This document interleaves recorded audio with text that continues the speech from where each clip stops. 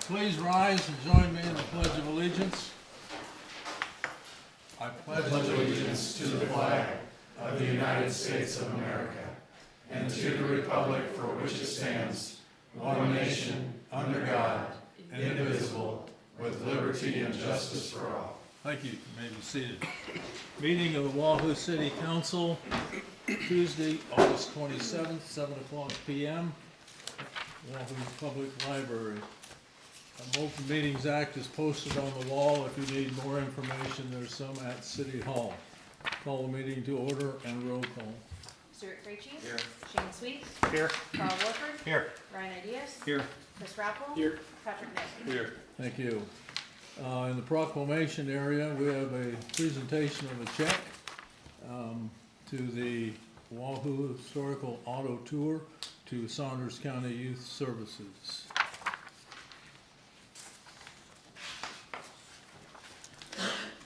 Good evening. I'll try and keep this a little brief. First, I'd like to thank all of the businesses and people in Wahoo that donated to the first annual Wahoo Historical Auto Tour Benefit Car Show this year. It was such an overwhelming response. I was floored by all the giving that went on. The show was great. There was 45 cars there. We had a good time. We raised almost $1,500 towards the benefactor. I'd also like to thank John Paul Speck, Deb Wilcox, and Jim Waddle. They were on the What Board. The What Board's function this year was deciding who would be the benefactor. And we met several times to decide who would be the benefactor. And this year, the benefactor was the Saunders County Youth Services, run by Amber Pellin.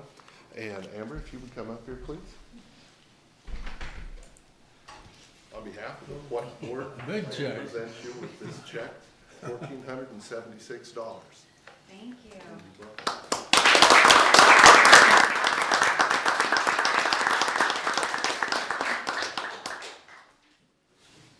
Thank you so much.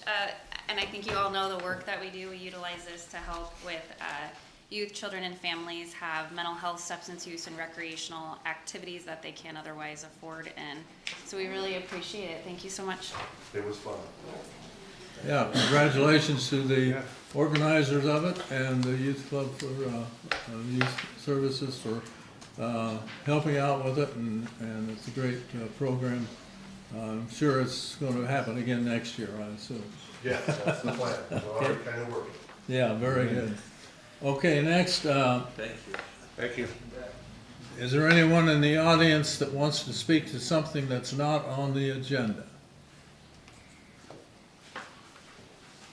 Seeing none, we'll move forward. First, we have a presentation on the Wahoo housing study.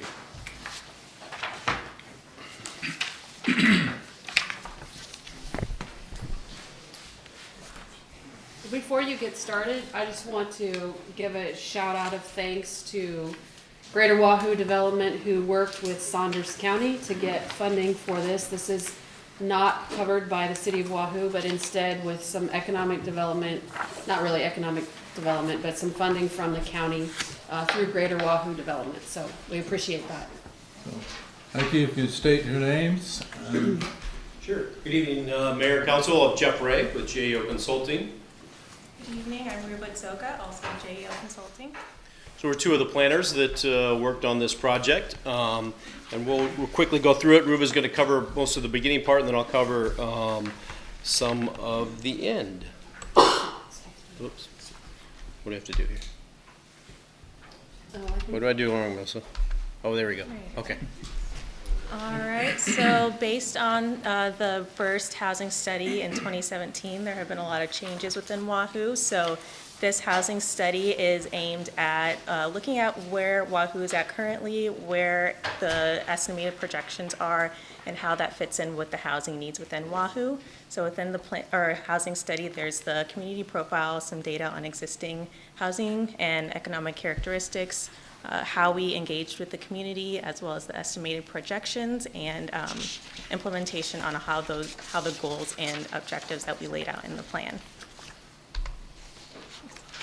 So just to give a snapshot on the community profile, there's a steady growth within population in Wahoo. The image on the right shows the age cohorts of population in Wahoo. So that can kind of indicate that there's a pretty large young family population in Wahoo, where you can see between that 30 to 45 age range and folks below the age of 19.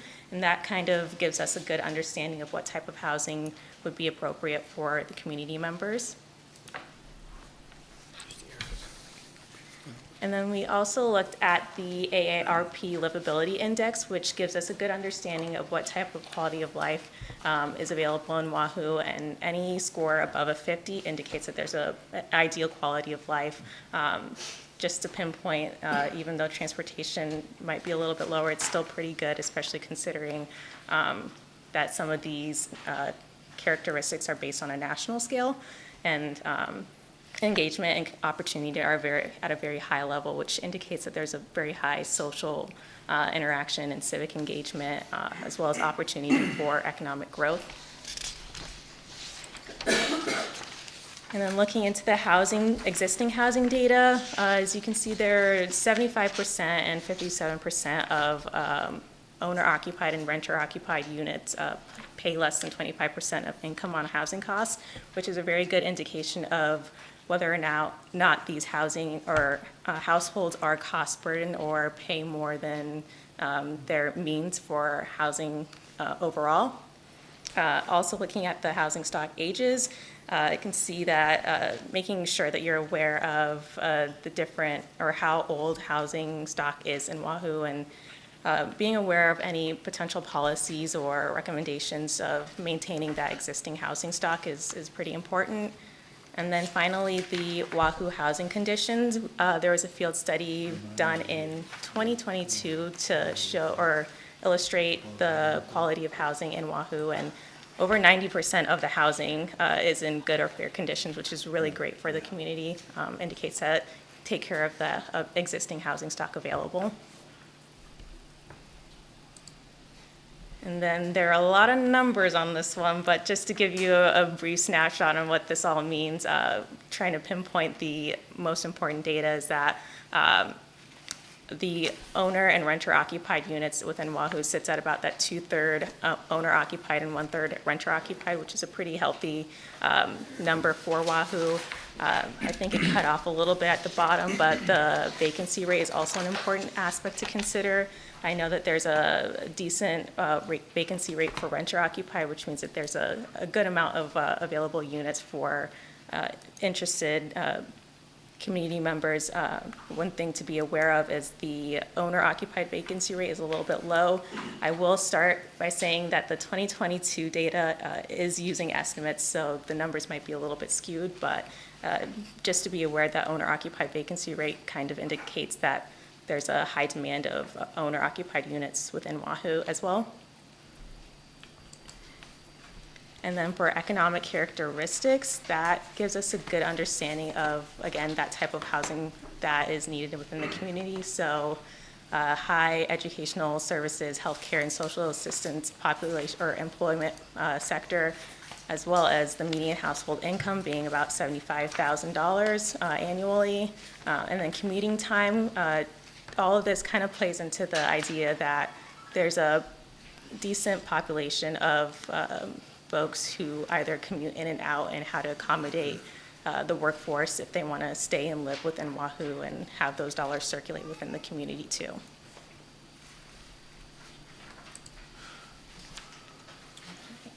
So Aruba covered quite a bit of the quantitative analysis, and then so besides that, we supplement it with some qualitative. So we come back to the citizens and say, hey, here's the data that we have from the census and what we have from surveys. Is this correct? Is this how you feel about your community?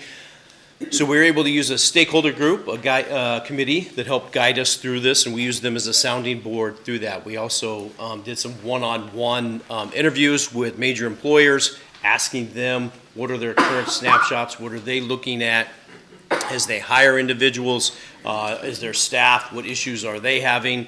And so we did all of that to supplement this to make sure we were really on the right page. And then we had 2 different meetings with them in the 17th of June as well as the 24th of June. From that, then we kind of come back and adjust some of the housing and the population projections based off of the data that was available. If we followed strictly the way the census projects, they would have had you on a downturn. We knew that wasn't right. You had substantial number of building permits that had been issued since 2020. We knew you had grown, schools that said you had grown and so forth. So we dug into it a little bit more and really projected that we think you're probably almost in that 5,100 mark by about 2025, and we'll continue to on that upward growth, assuming that housing stock and lots are available. So this was a basis from the conversations we had with employers and what they were looking out for the future, with the committee, as well as based off previous trends. So those housing needs, then when we broke down even a little bit further, based off of individuals' annual income, number of households, the value of those households, and then where that would be at to not have them housing burdened. You can see in that far right-hand column, substantial number of houses are needed in the below $75,000 income or the $150,000 housing cost. Those could be rentals as well. And then in the upper level as well. So individuals making over $100,000 a year, buying that $200,000+ home. So there was a substantial need for additional ones of those. Then for some reason there's a kind of a glut in the middle. We have quite a few in that, so let's not focus on those. It's pretty difficult to hit that anyway. Typically you only get that through the domino effect by creating somebody at the top and letting them to continue to move up through the market. So reiterating some of the goals and objectives, we looked at these from previous. These are very, very similar to what you have. You've done a great job since 2017 on your housing. You need to continue to explore other options, figure out what opportunities are available to incentivize more development to take place. You have a very high demand really for more housing to take place at a variety of different levels. There's not much speculative homes typically being built. Most of them are getting started and then being purchased from that perspective from the conversations that we had with individuals. So those 2 goals then were carried forward, and the steering committee reiterated that they felt those were still very appropriate for the community. So some of the recommendations were looking at some types of affordable housing, how to lower some costs for single-family housing units by promoting infill, promoting mixed-use neighborhoods and affordable units, looking at some type of financial incentives, whether those are state, federal grants, private grants or something, possibly looking at some types of TIF funding available for major infrastructure in the area to support some housing development. Updating of zoning regulations to allow for smaller lots, more attached units, mixed lots within, so you could have mixed income housing developments, and then finding incentives and programs to preserve your existing housing stock, redevelop them if necessary, and or rehabilitate them. So that's the summary of the housing study. We're open to whatever questions you may have for us.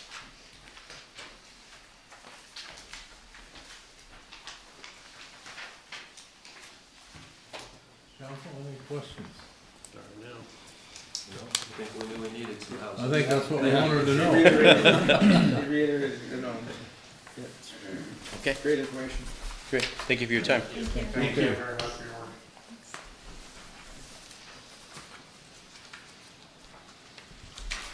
Okay, next is a review of the 1 and 6 year road plan. No action will be taken on this, but present the plan. Good evening, Mayor, Council. Steve Parr, JEO Consulting Group. I gave you all a handout of the draft 1 and 6 year plan, so we'll kind of go through that, if that's okay. So,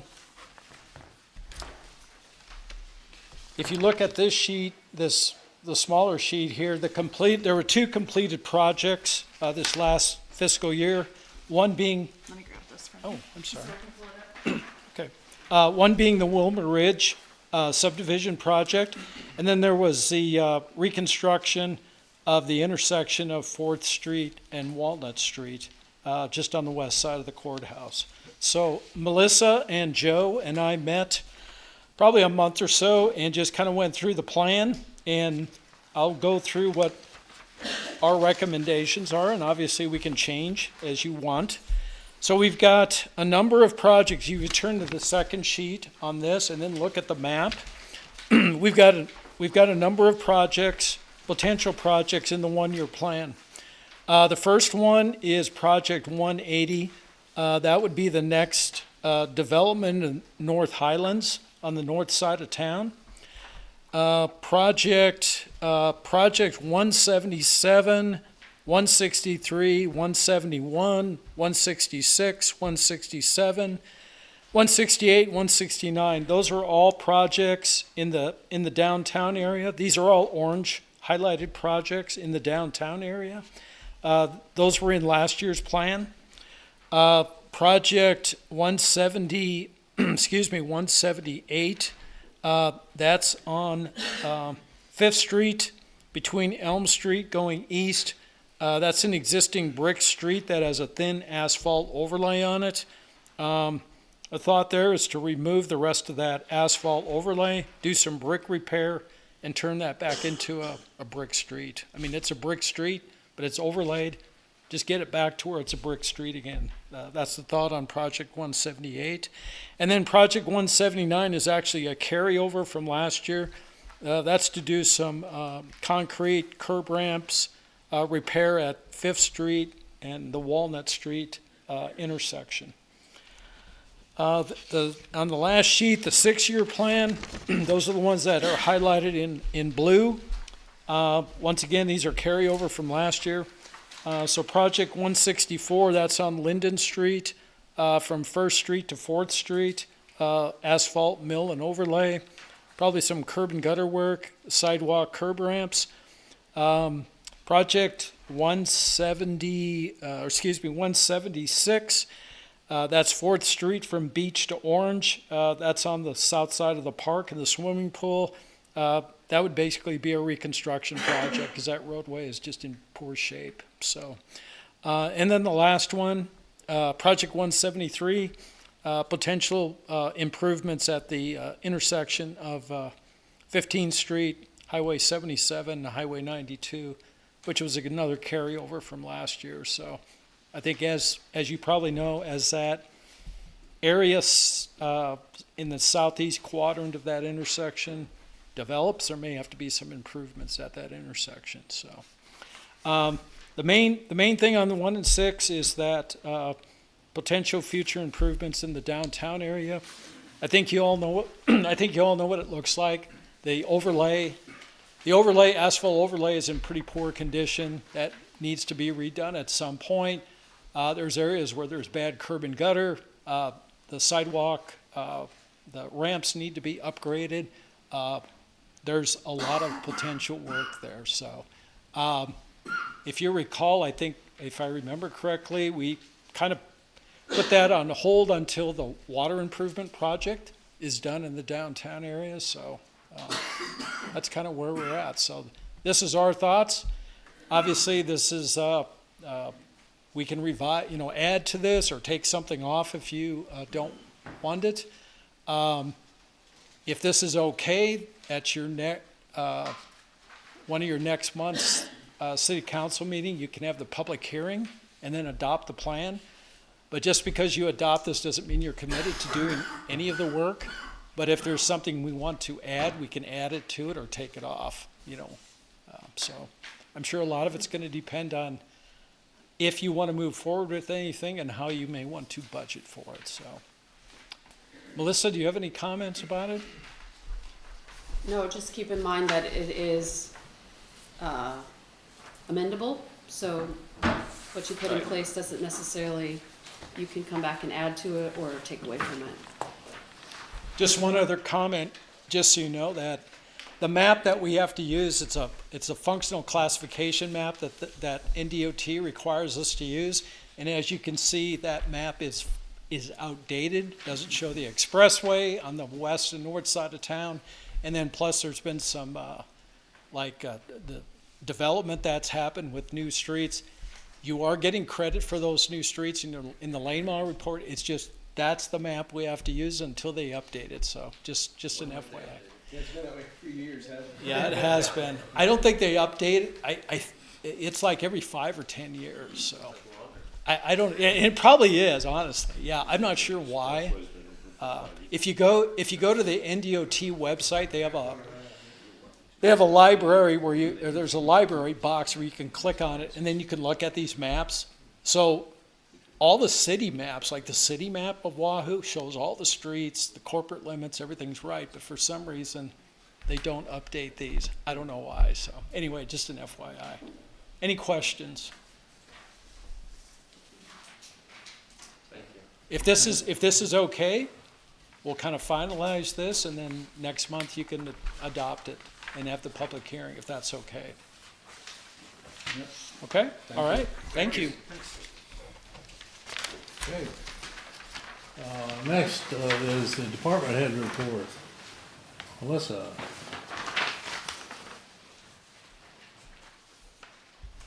So I know we have a lot on the agenda, and I have had a lot on my plate in this last few weeks.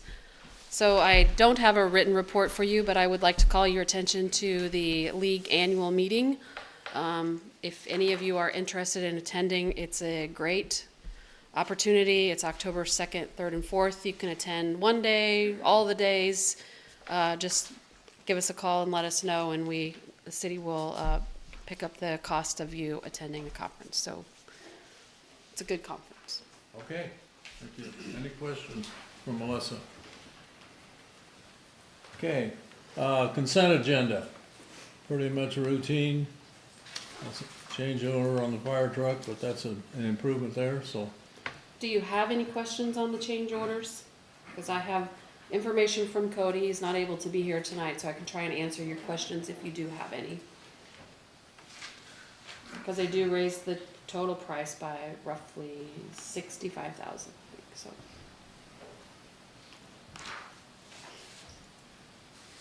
Okay, I'm assuming it's needed. It must be needed.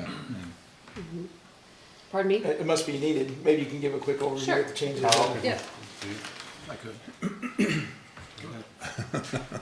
I'm not on the fire department, but this is what I've been told. So, there was a delegation, a group of individuals that went to the plant where the fire engine is going to be assembled, and put some hands on, and actually tested out some of the equipment. And as a result of that, there's things that they wanted to add. They had originally been on it, but through their, if I'm understanding correctly, through their conversations, they had been eliminated, and now they would like to add them because they felt like they were extremely beneficial for the life of the truck and the safety and use by the department. There's one change order that's on the body, one change order on the chassis.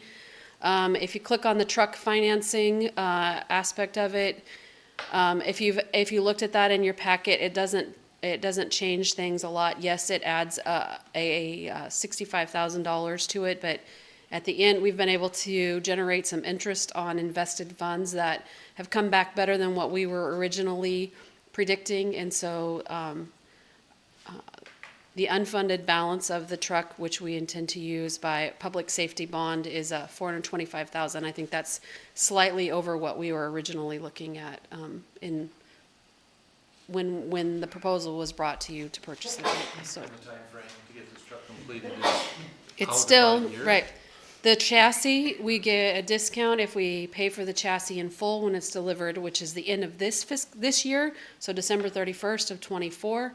The truck would not be able to be picked up and brought here to be used until we're estimating October 1 of 2025. So Because rates are dropping, it'd be a good time to wait to bond till next summer. yeah, right. So, Thank you. Did I get it right? Okay, she gave a good report, huh? Okay.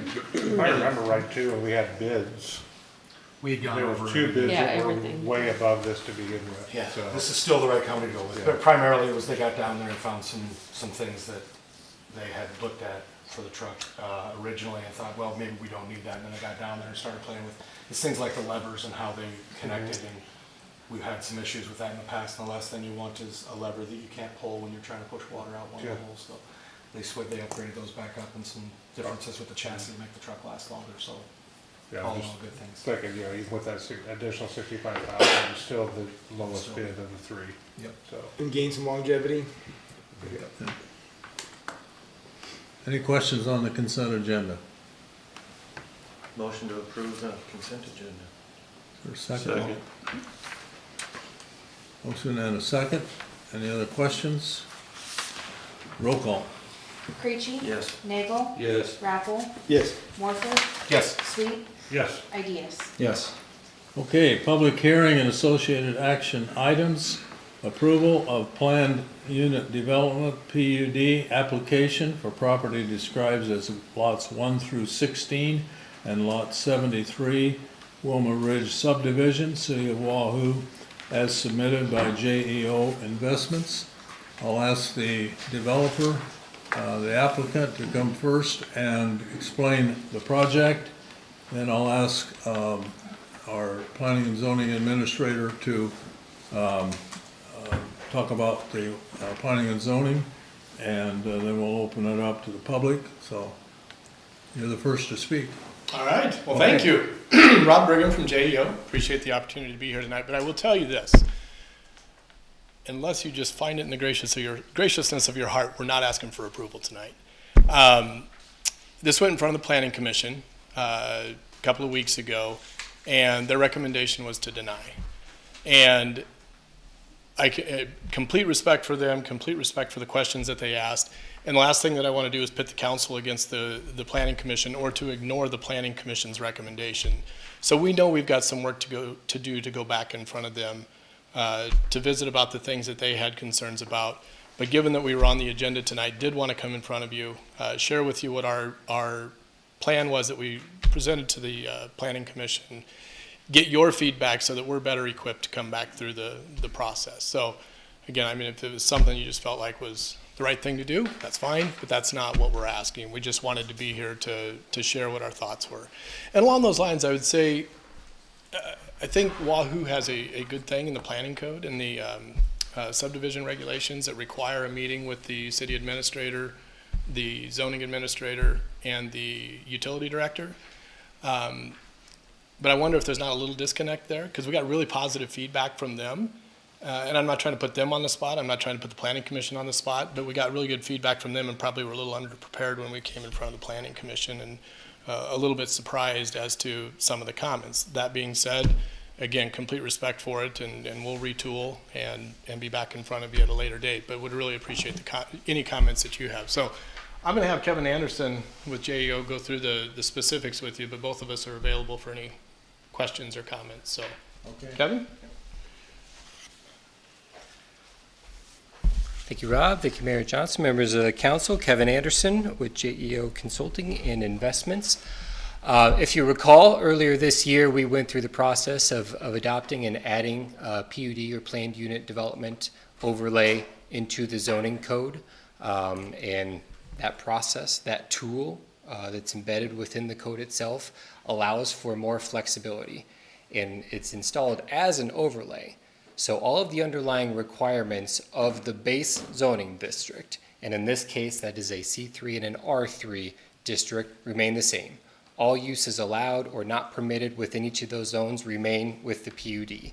What the PUD is allow for flexibility in items like setbacks, lot sizes, lot heights, and other provisions of the zoning and subdivision code to allow more flexibility within a development process, adding to more building types, and frankly just accommodating what can be challenging sites or otherwise constrained sites. So it can be a very impactful tool.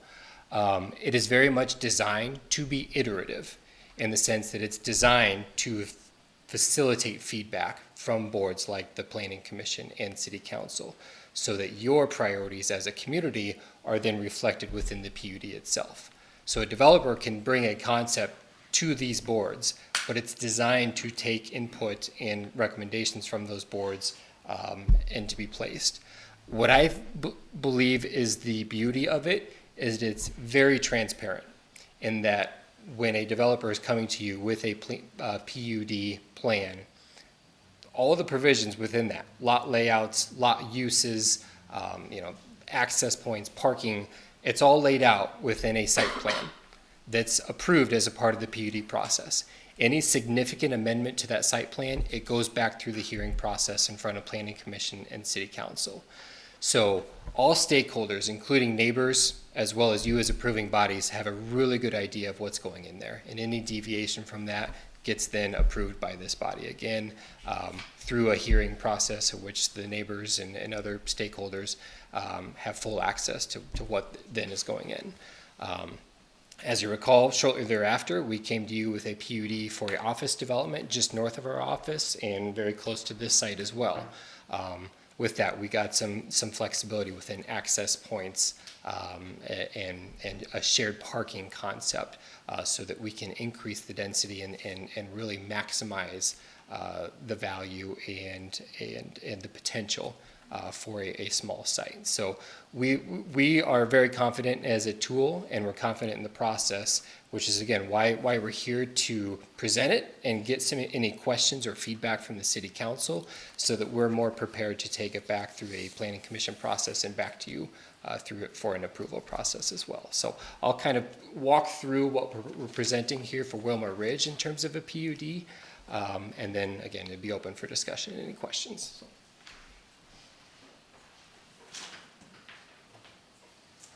So if you'll notice our planned PUD site, what we're encompassing is the already platted lots 1 through 16 of Wilmer Ridge. What's also incorporated is lot 73. Lot 73 is the element that's currently zoned C3, with the rest of this area being zoned R3. Now, as an overlay, it can span those two zoning districts, and all the uses allowed within each of these districts remain the same. We looked at this PUD area as a way to transition for really intensity of use. We've got the Chestnut Corridor here, which is contemplated and zoned as C3, or at least commercial in use by both the future land use plan and corresponding zoning district. So as we have that more intense use along the corridor itself, we really wanted to utilize the PUD area shown here to help transition into a lower intensity, lower density, single family R3 zoning district where you have your standard single family lots. So we're using the density and intensity of residential in this area to make that transition, help facilitate a better transition from that highly trafficked North Chestnut corridor into the neighborhood itself. And that is reflected with what we are really asking for within the PUD in terms of where that flexibility can occur. So through lots 1 through 16, those already platted lots, what we're asking for is a reduction in the minimum lot size for a detached single family unit. And I'll show you some concepts of what exactly that looks like. But initially, those were contemplated to be duplex townhomes. And frankly, it still can be. But we also had this consideration of a detached villa concept. Essentially the same floor plan and footprint of a duplex townhome, but without the attached wall, without the common wall.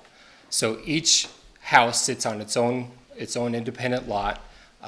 It's going to be at that lower price point that you're attracting with a duplex townhome, but you get a alternative housing style and an alternative housing size that we think reaches a broader market in terms of who's attracted to some of those. I think in the economic reality today and rising home prices, we're facing kind of a new normal of what's attainable for a large segment of the population, where, you know, when a lot of us grew up and we're getting into our first homes, you know, a standard lot and a single-family home on there was very attainable. Anymore, with construction prices, home prices, lot prices, interest rates, that's getting further and further out of reach for a large portion of our workforce. So a lot of markets are looking at alternative housing styles to reach that broader market. Now, similar to a duplex townhome as we know them and is really popular in this current market, you still have that same demographic that's looking for those. Retired empty nesters, mom who we need to move into the community to take care of. You still have that. You still have the opportunity for a zero rise access and ADA accessibility through these, just like as you do through these through townhomes. But again, you're getting more independence. You're getting your own lot, albeit a smaller lot, which means less to take care of, less maintenance, and given its proximity to anticipated park along with Wilmer Ridge, we think it's just as attractive to young families as it would be to empty nesters or retirees in that aspect. So we'll walk through some of those concepts and what that actually looks like in reality, but that's some of the thought process. And that was the intent really all along. If you'll reference the covenants that have already been filed for this, it contemplates both townhomes and these villa concepts in there. So that was our intent all along. But again, kind of shame on us and really shame on me specifically. We missed that provision in the R3 zoning that sets that minimum lot size for a detached single-family home. So we're looking to utilize this PUD tool to allow for some flexibility that we can bring this new housing style into the market. It's worked really well in other markets. You're seeing them pop up all over the place. I'll reference one that I'm very familiar with, being in my hometown and something that I worked on in doing zoning assistance for the city of Bennington. It's a development called Prairie Hollow. It's a mixture of these villa concepts with duplex townhomes. Just on the northeast portion of the community. They created and utilized the PUD tool for this exact reason. They had a similar provision in their residential zoning that established a minimum lot size for detached zoning, but a developer came to the community with this concept with a lot of the same prices. Lower price point, a broadened market who's attracted to some of these, and that was in about 2017, 2018, and I think they're just finishing up the last lot. It's about I think a 60 or 70 lot subdivision. And here, 6-7 months later, with all the mess that's happened in between, that's now fully built out. And some of those have been around long enough where they're now on the secondary market and being relisted, and they've all held their value really well. They are essentially being resold in the low fours, low $400,000, so they maintain their value. They're really well built. Other than being on a smaller lot and having a 2-car garage versus what's become standard is 3-car, they look and are finished just like any other market rate home or truly custom home. All the finishes are modern finishes are there and included. But it's a really attractive housing style for those who aren't yet ready to make a commitment into a large quarter-acre lot and above. So it's gone really well. So that really contemplates the meat of the PUD request. Anything else I'll kind of get to. What you're seeing here is what's provided as a subdivision of Lot 73, the commercial lot that has the immediate frontage to Chestnut just north of 23rd Street. And what we're proposing here is a rental opportunity under single ownership, which we intend to build and own and lease out to the market. But what you're seeing is a series of 4 and 5 plexes for the rental market that, again, we're seeing in other markets and have been really attractive. It's a alternative rental style where it's a 2 to 3 bedroom unit, but it's got a 2-stall garage with it.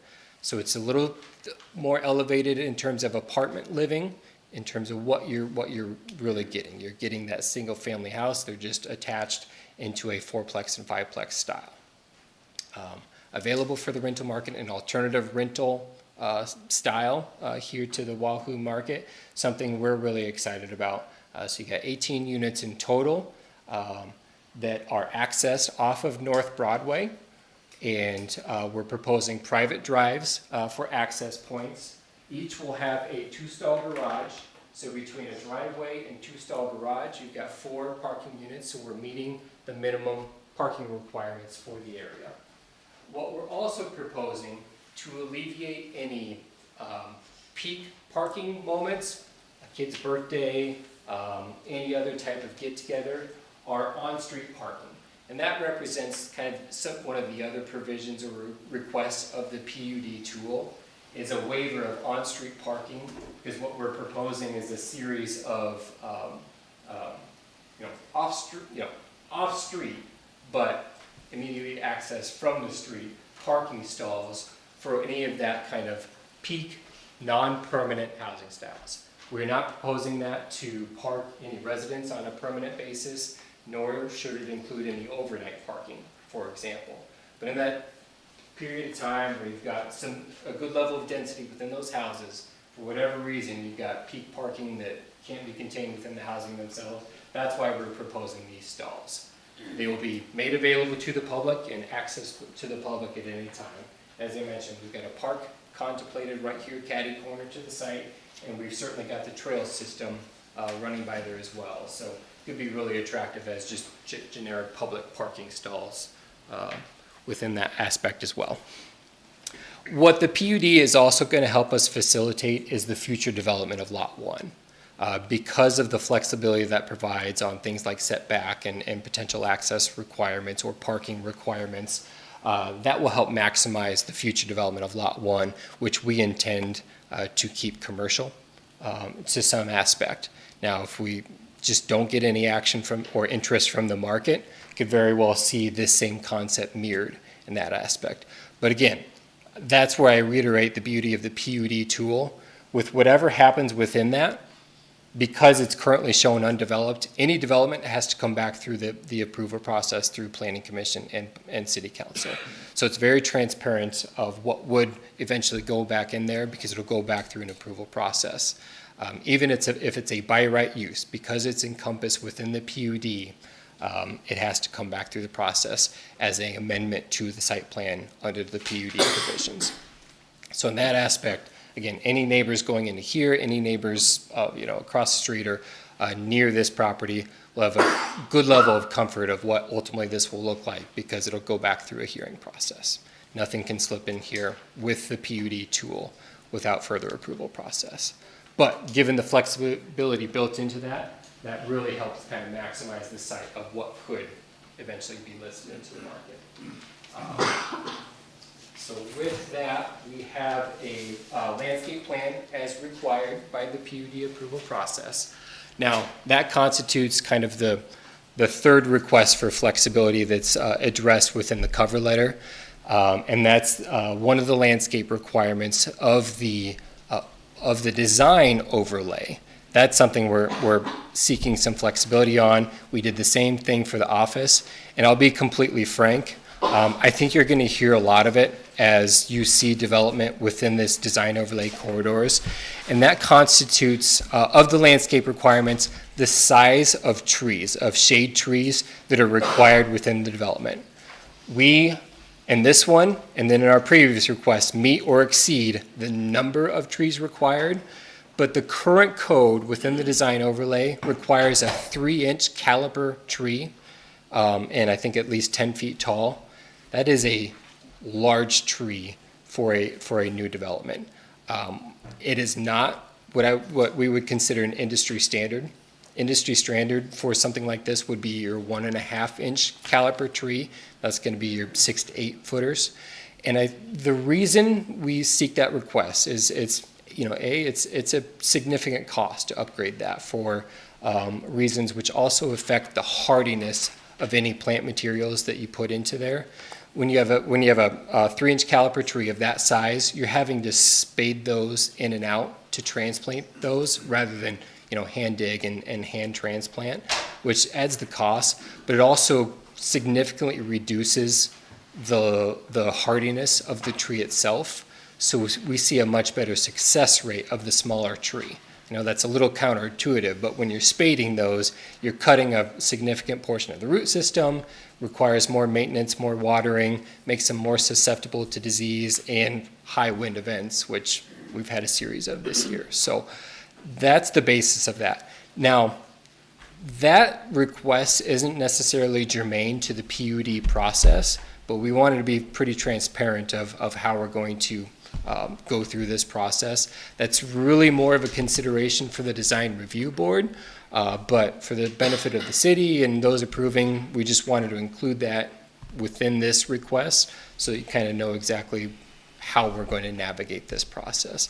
But as I reiterate, I think you're going to see a lot of that and some potential pushback on that particular requirement. Again, not the number of trees required or anything like that, but the size, I think, is, I'll say non-standard to what we typically see in the development world. So those three elements are really the basis of the PUD request, as well as the flexibility it provides us for future phasing of the development itself. I mentioned what we would potentially contemplate for those villa concepts. That's what we're showing here.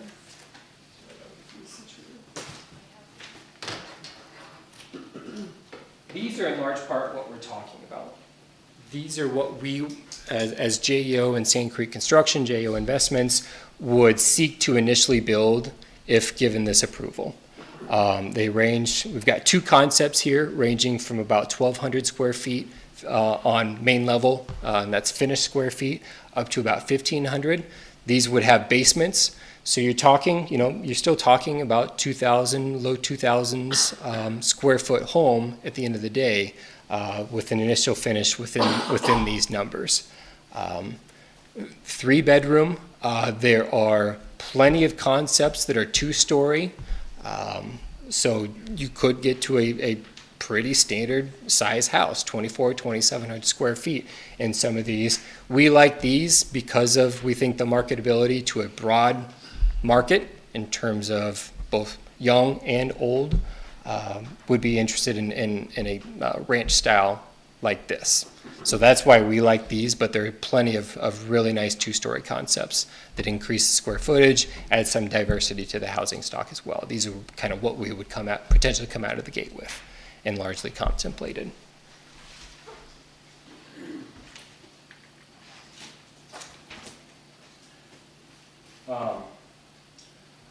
I do want to kind of go through at least what I could either keep up with my notes during the Planning Commission meeting or remember after in terms of what we felt some of their concerns were.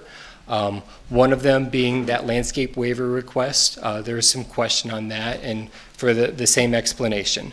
While it's not necessarily kind of germane to the approval of the PUD itself, it's included within our request in our cover letter to the city, just to be kind of transparent of how we're going to navigate this process. But overall, the PUD as a tool is new to the community, new to a lot of us. And so the trust in it as a tool for flexibility and not necessarily a tool to just hand things to a developer and grant waivers all over the place.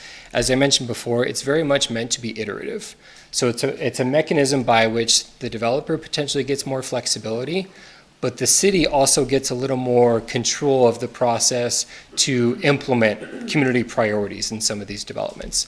So as Rob mentioned, we're here very much to listen to your feedback of, how you could see this potentially improving, what you would like to see in developments like this, so it could potentially be incorporated as we go back and talk to Planning Commission and get those same level of comments. Also goes into negotiation. One of the question, Wilma Ridge itself was just platted right at about 2 years ago. So one of the questions is what's changed since then? And I mentioned we always in large part contemplated a potential mix of townhomes and villas throughout lots 1 through 16 Wilmer Ridge here, and we still do. I still think you could very much see some of these potential detached villas alongside duplexes. And that's reflected within the covenants we filed before this process. So again, shame on us, we missed that provision of the minimum lot size for detached family units. And again, why we think this is a good use of the PUD tool. It's had some success otherwise, but also, frankly, in the last 2 years, the market's changed quite a bit as well. Average costs of housing across Nebraska in those 2 years, since 2022, has gone up almost 20%. And since 2020, it's gone up almost 45%. So the market itself has changed significantly. So the more we can meet the market where it's at and add some flexibility and broaden the market of who we're attracting to some of these, we think is for the better. So not a lot has changed, and yet a lot has changed at the same time since the 2 years since this was initially platted. Overall, I think, there was some buy-in, and they kind of got the vision for what we're contemplating with this multifamily concept in what we're showing as Lot 2 of a replat of the larger Lot 73. Admittedly, that could be allowed by right today, or I think maybe a conditional use today. Looking to Travis to maybe help me. So there is a mechanism process by which we could do that today, but by incorporating it into a PUD, I think it adds to the transparency of what exactly goes in there. If that deviates, or if what's contemplated in Lot 1 comes to fruition or deviates, again, it comes back through these boards for additional approval. So by incorporating that into our PUD area, we think there's some benefit to the community in there as well. There's a question, could we take this villa concept into a standard lot? Yeah, absolutely we could. But I think we're missing the opportunity. If going that route, we miss the opportunity for affordability. With a smaller lot, you're coming in at a much cheaper lot price as we contemplate for these 6,750 square foot lots, as opposed to a 10,000 square foot plus lot. So you're losing some of that affordability when you're paying 15, 20,000 more for the lot itself and putting the same footprint on there. So I think you're missing the opportunity for more affordability and to appeal to a broader market by placing this smaller home on the larger lot.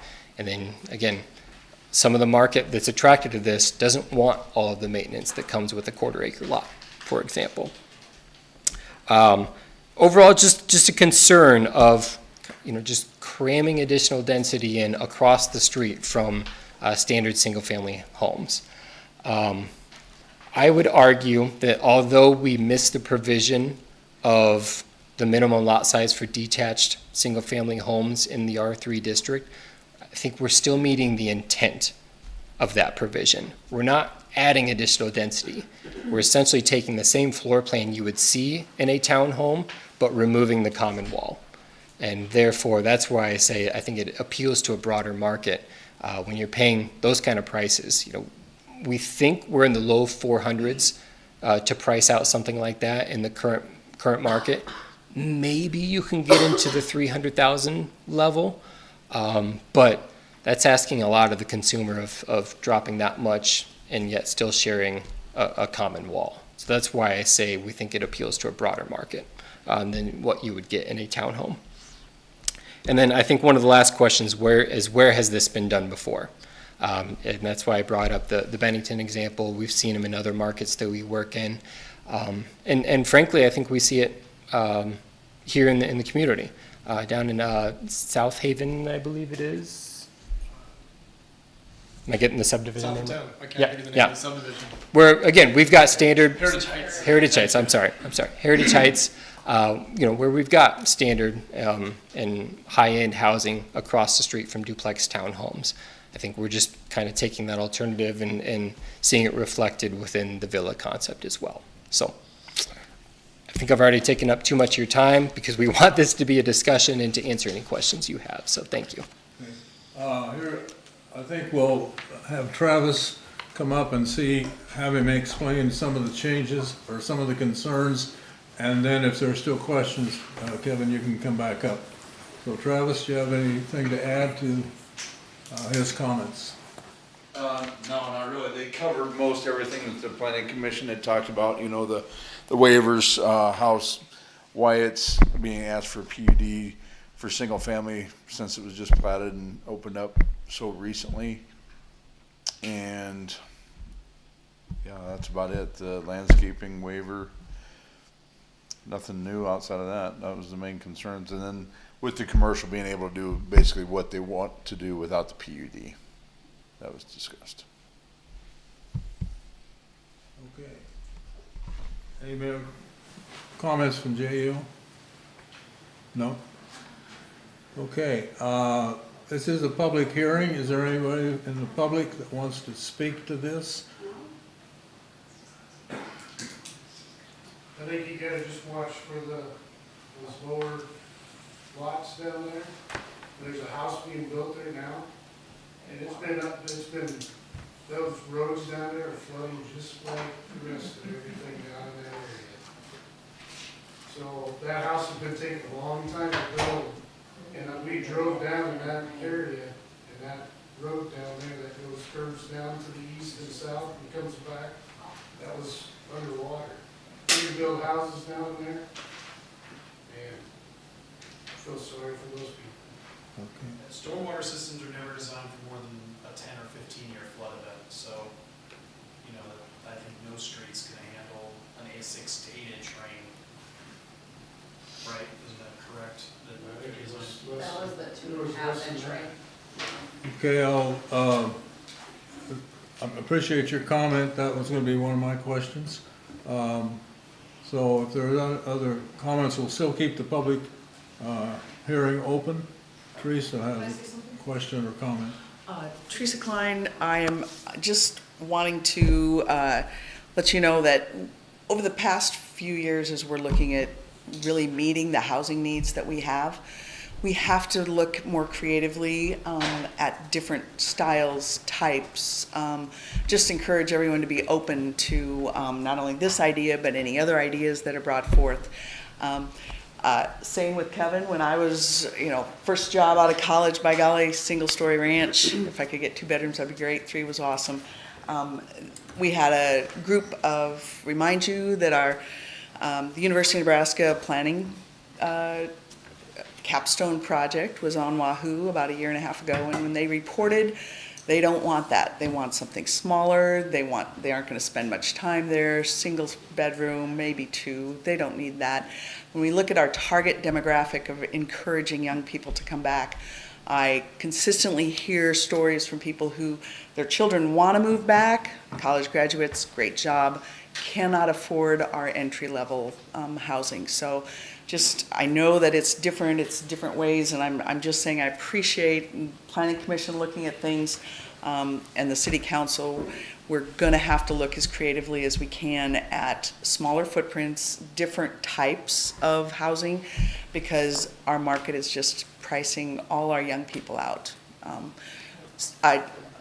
Us empty nesters, we hopefully have a little something we can use to buy into it, but we really need to look creatively. So I just want to say thank you, great ideas, and I think we need to continue to be looking at different ways to do things. That's all. Okay, since very briefly there was a comment, I'll get you. Well, can I clarify some planning commission stuff? Yes. Or I have to speak as well? Come forward. Okay, I don't want to step on toes or speak when I'm not needed to. Okay, so Tracy Fligler, I'm on the planning commission. And at our meeting, to kind of bridge a little bit of what was happening, the tree thing, yeah, we need to look at that, whatever, but that was not one of the main concerns. One of the main concerns was the density with the one access that still was kind of a hot topic with the original subdivision that was originally platted. There was that makeshift kind of emergency entrance plan for when that northern part gets, I don't know where your map went, but when that northern part gets developed and then the street continuing through for 2 accesses, which our subdivision regulations require, which was a waiver that was asked for, to have 1 access for in and out. For, I don't remember how many houses there ended up being, 72 maybe. In this, yes, in that original plat. So there's 1 entrance and 1 exit. which was a waiver in the subdivision regulations that they asked for. That was granted. The townhouses were platted that way as townhouses, and I think part of our concern at this, I'm sorry, I lost my notes, were the two lots that weren't going to be developed where the makeshift emergency exit is, or for emergency vehicles. I think it's like 9 and 10 on those, on that plat. I guess, and then if they want to add the 18 units on the multifamily on the commercial lot, that adds more people, more cars that are still having one entrance and exit out of there. So that was part of our concern, is that didn't change, just added more density. We are open to the fact, and we did discuss the need for housing and more creative, ideas for housing, but we didn't feel that, 40, 50 years down the road, these tiny little houses on these smaller lots would fare as well, I guess, as a normal size lot. And then the picture of the houses that they were talking about that would also be developed, 400,000 isn't normal for normal people, but that's besides the point. We did talk about that in the affordability. They said affordability, it's still not affordable. There's no need to change the PUD on the R3. We did also talk about how the way this was presented, we couldn't, at Planning Commission, we couldn't split off the conversation. So we had to, it was all or nothing that night. We had to recommend approval or not. So we talked about how the commercial part, that lot 73, the bigger commercial lot, could do the multifamily with a conditional use the way it sits right now, so they wouldn't necessarily need the PUD for what they are presenting. But I get that going forward, it would put the western half of that lot too small to do a PUD because they'd have to have 4 acres and it would only have 2 left. They do still have some land, I don't remember what you said, Kevin, it was another 2 or 3 acres to the north that's not developed or part of any of this. We talked about that. The street entrance was the main point. We felt like it was a lot of, yes, the PUD allows for flexibility for both the developer and the city, but we felt like with this one, the way that it was coming across is that it was just more taking than it was kind of a give and take with the city and the developer. So that's where we kind of ended on that. There was another waiver that we talked about. Oh, the on-street parking. No one on Planning Commission liked that. We did not think that that was necessary or needed.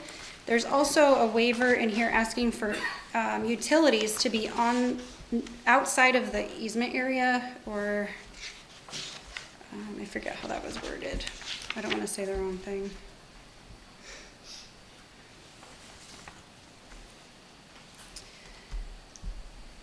So in the packet, proposing dedicated on-street parking stalls on North Broadway to accommodate non-permanent parking.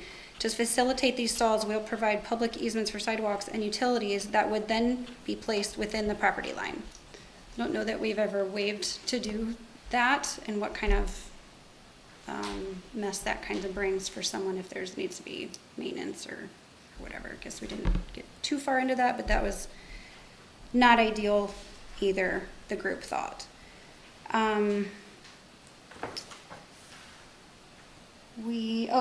The reduction of the streets was a conscious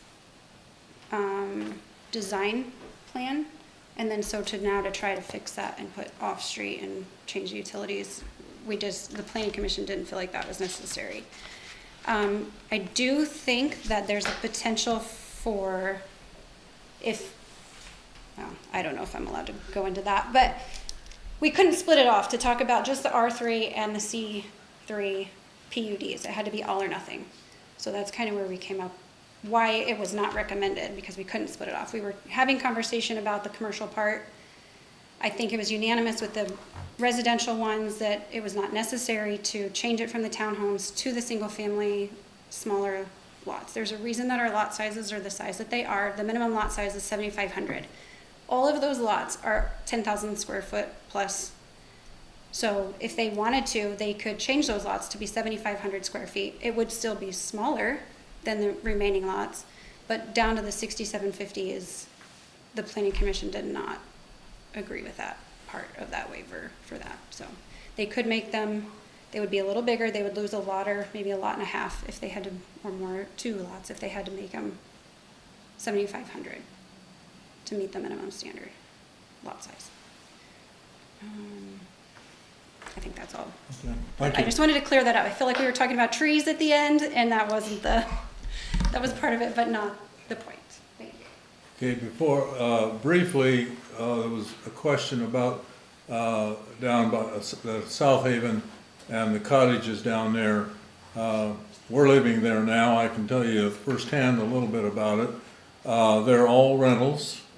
Everything's covered, all your utilities, all the features of cleanup, replacement, lawn care, snow removal, all those are covered.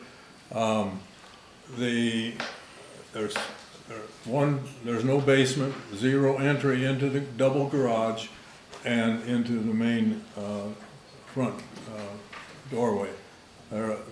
2 bedroom, 2 bath, a little bit oversized garage for 2 cars plus room for storage on the sides. One thing that we've noticed a little bit, of course, we still have 2 cars, and sometimes we can't get both of them in because of still unpacking. But it would be nice if there was a little more extra space when somebody has family come in. It's a cul-de-sac, and it would be nice for it to be changed a little bit. But the units are all duplexes, anywhere from 1,500 square foot on the one level, all the way up to 1,570. So they do have some variation in size. So that's kind of the summation of the cottages at South Haven. All handicap accessible, right?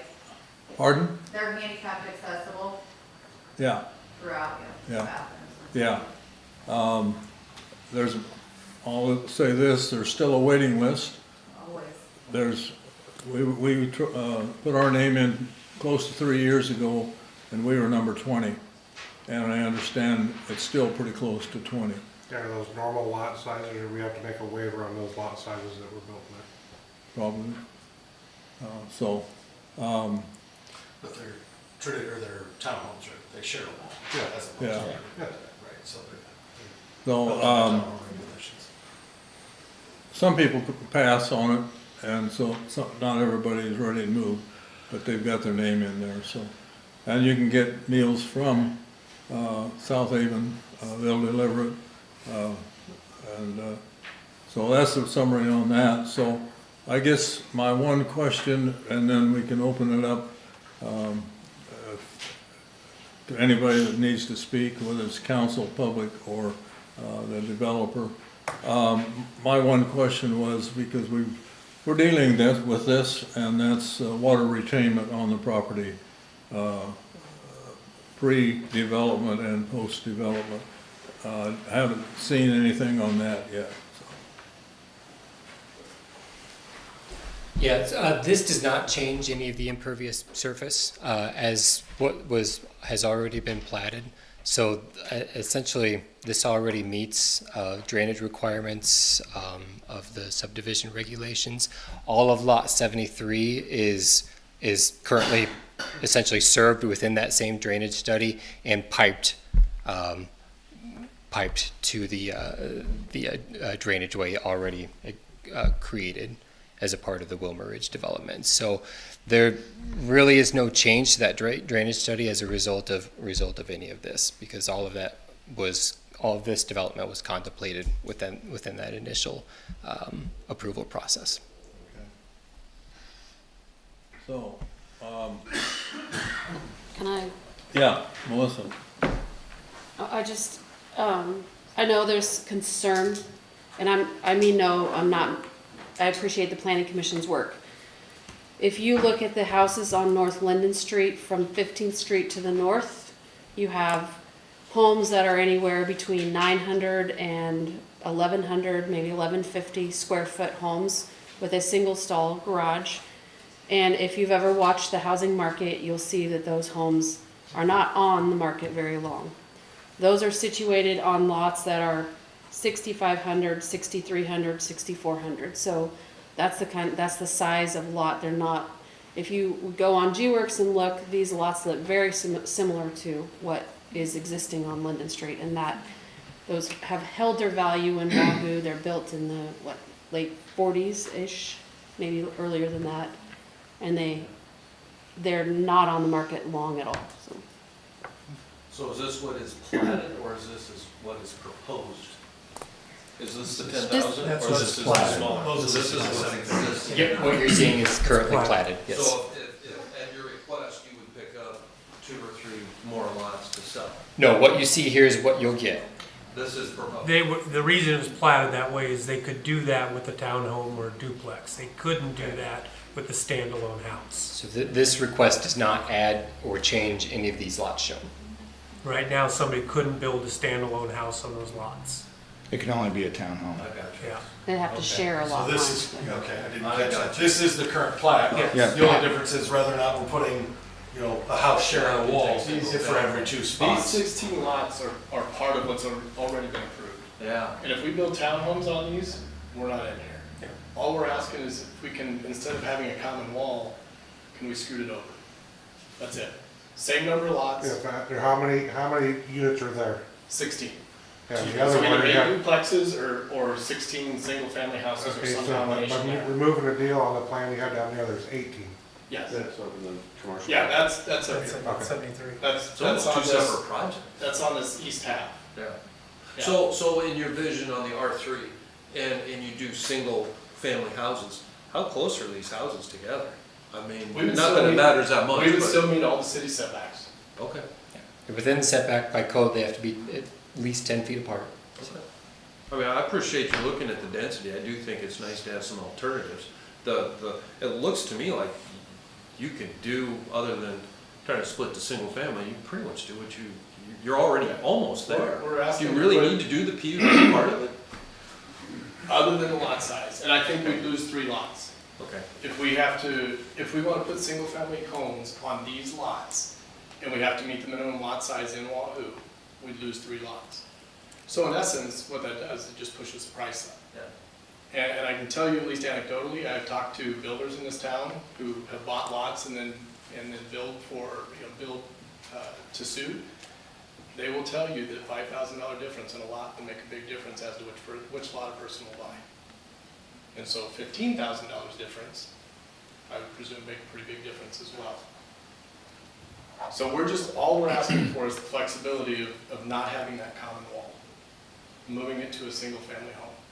I will also tell you anecdotally, I'm not privy to any of this specifically because I don't own a duplex in this town, but I have talked to several people that do, that have one owner on one side, one owner on the other side.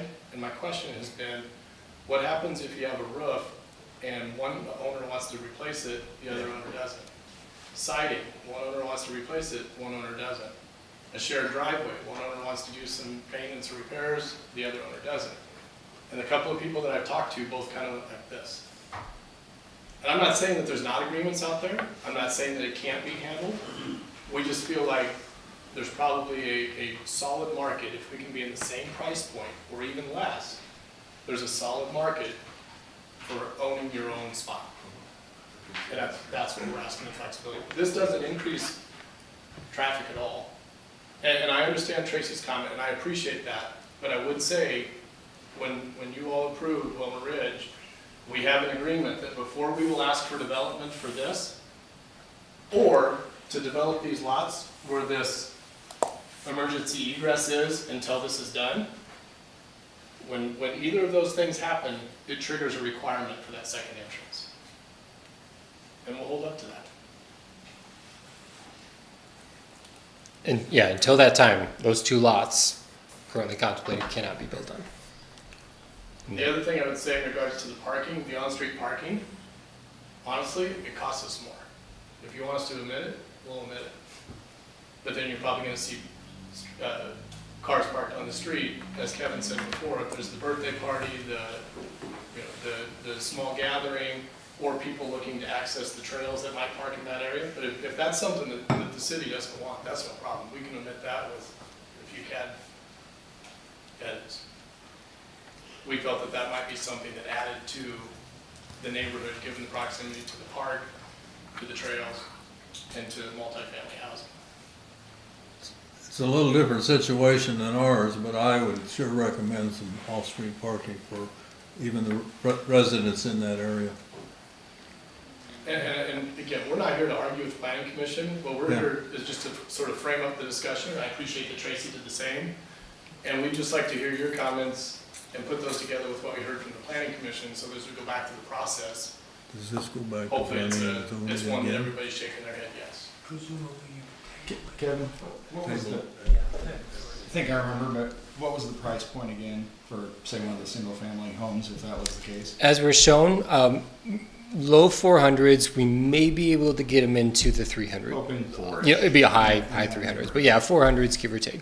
Well, from the lending side, I mean, I can appreciate any thought that goes into trying to keep a cost down, because while I agree 1,000% with Tracy that 400,000 still seems crazy for a entry-level, home, I know that more can afford that number than can afford 450. And so I like the idea of having some nice homes that are in that 1,200 to 1,500 square foot range. Yeah, and having worked with Jeff extensively and done a number of these housing studies, including the 2017 one here, at the time it was, we need workforce at about 200,000, 250,000. And even then, that was really difficult to build to. That number's, anything less than anything less than 4 is getting really tough to build to, just with all of these costs. So what we encouraged is do what you can to build market rate. Encourage your current population the ability to upsize into a forever home, downsize into a retirement home, and free up your existing housing stock to meet that workforce need. Because you just, without heavy subsidies, you just can't build to that point anymore. So what's your lot cost now, and what would it be if it got smaller?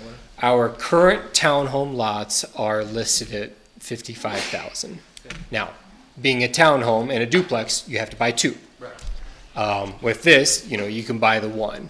You lose 3 lots, you have to incorporate those lot costs back into the remainder of the project. You're looking at an increase of 12 to 15,000 per lot, just to absorb the lost quantity of lots. 70. Yeah. And Well, yeah. And that price point is very similar. It is what it is. It's exactly what you see Yeah. in Infrastructure the other is subdivisions expensive. right now. Okay, I'm willing to keep the public hearing open, but I will, JEO has indicated they are working on an alternate plan. If we close the hearing without, and then no action taken, it can be tabled, and it would go back to planning and zoning and then come back here again. If that's your desire, you have an alternate plan that you're working on, correct? To a certain extent. We will take any comments that we get and do our best to incorporate Okay. in any edits that we would come back with. Did you get any indication from planning and zoning that there were changes you could make or tweak to this to make it more palatable to that entity? No, but I think that goes into the newness of the PUD, of just Yeah. kind of not recognizing the iterative nature of that. And I think that's why we're willing to go back and try to get that consensus. I think it's probably a learning curve. Absolutely, yeah, it's new to all of us. I think the on-street parking was one. Or That surprises the me to off-street hear parking, that they excuse me, didn't like the that. diagonal parking, that was one. And again, if the council says we don't like it either, that's an easy it's easy to take out. The one entrance? We already proved that. Right. Yeah. But we are adding, what I'm hearing is we're adding some more density to it and could be jamming up one entrance. To Tracy's point though, that where we're looking to put the multifamily, we could do that with a conditional use permit, which wouldn't require us to do a second entrance right now anyway, unless that was part of your condition, was to do that. All right. Yeah, again, I think that's kind of the beauty of this tool is there's a lot that could go in here today, either by right or by conditional use. And we'd be looking to access off Broadway anyway, because you're not gonna be able to access off Chestnut that close to 23rd Street. We wanna limit the number of accesses. Okay. So, I mean, I would just contemplate, there's a lot worse that could go in here if that's a primary. So remind me, if, as this fills up and you go for your next request, where was that next entrance to Chestnut? There was a Yeah. dotted line for the future. Yep, as was mentioned, I think there's an additional 6.5 acres. To the north. To the north. To So the right on the north. property line? Yes, to the north of this property line under the ownership of JEO. And that's contemplated for future development. But as a part of that subdivision agreement, nothing will develop until, there's a picture of what's gonna happen even north of that, and we can get a secondary access punched through. And that was the already agreed upon subdivision. So this will all hold off until there's another access to And also the lot 9 and 10 will hold off until as well as lot 9 and 10. You know, it's been a long time since we've had, these are fun problems to have. So I appreciate you guys coming up with some houses. There's a way. Hopefully we get through all this. Any other comments in the public hearing? If not, I would entertain a motion to close the public hearing. I'll make that motion. Can we table it while leaving the public hearing open You and can. open to comment? If you wanted to allow for public comment the next, for those you could. I would rather do that. You guys make the Table motion. before you close. I would rather table before closing the public hearing. Give them an opportunity to go back to planning with it and leave the public hearing open to bring that back up out here where we're still open to public comment. If we close it now, we bring it back off the table, we don't have the same. Jerry would have to allow for public comment after it's closed. Yeah. Okay, fair enough. 6 to 1. We do have, I will allow, comment afterwards if As long as we necessary. can still accept public comment. Because that's what we usually do before we go to a table. So there's a motion on the table to close the public hearing. Yes. Second. Roll call. Rappel? Yes. Ideas? Yes. Krejci? Yes. Nagel? Yes. Sweet? Yes. Warford? Yes.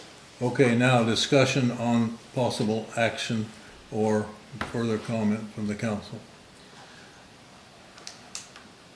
While I wouldn't step around what, it looked like the planning commission was pretty much unanimous, if I read that correctly, and the people that were present.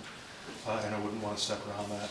I'm a little surprised by it, by the idea that, again, we're not adding any density. That sounds like a concern, but realistically, based off the plans that we had before, it's not adding density. I've driven around this town before and tried to point out to my kids why building today is so much more expensive than it used to be, by pointing out all of the small towns, or all of the small houses that used to be built, nobody builds small anymore. So while I agree it's a price point I wouldn't necessarily pay, I'm not in the market, so that's not my problem. So I'm all, I guess, if we're taking a duplex, separating it out and giving people individual lots, it doesn't change the density to me, so in my mind, I don't see an issue with that. I was also surprised to hear that they don't like the idea of the parking. More parking being paid for by the developer just sounds good to me, but. I think again, part of the concern, if I understood correctly, was the parking adjacent to the 18 lots, not the Right. multi-complex. Yeah, It to the was, entryway. Yeah.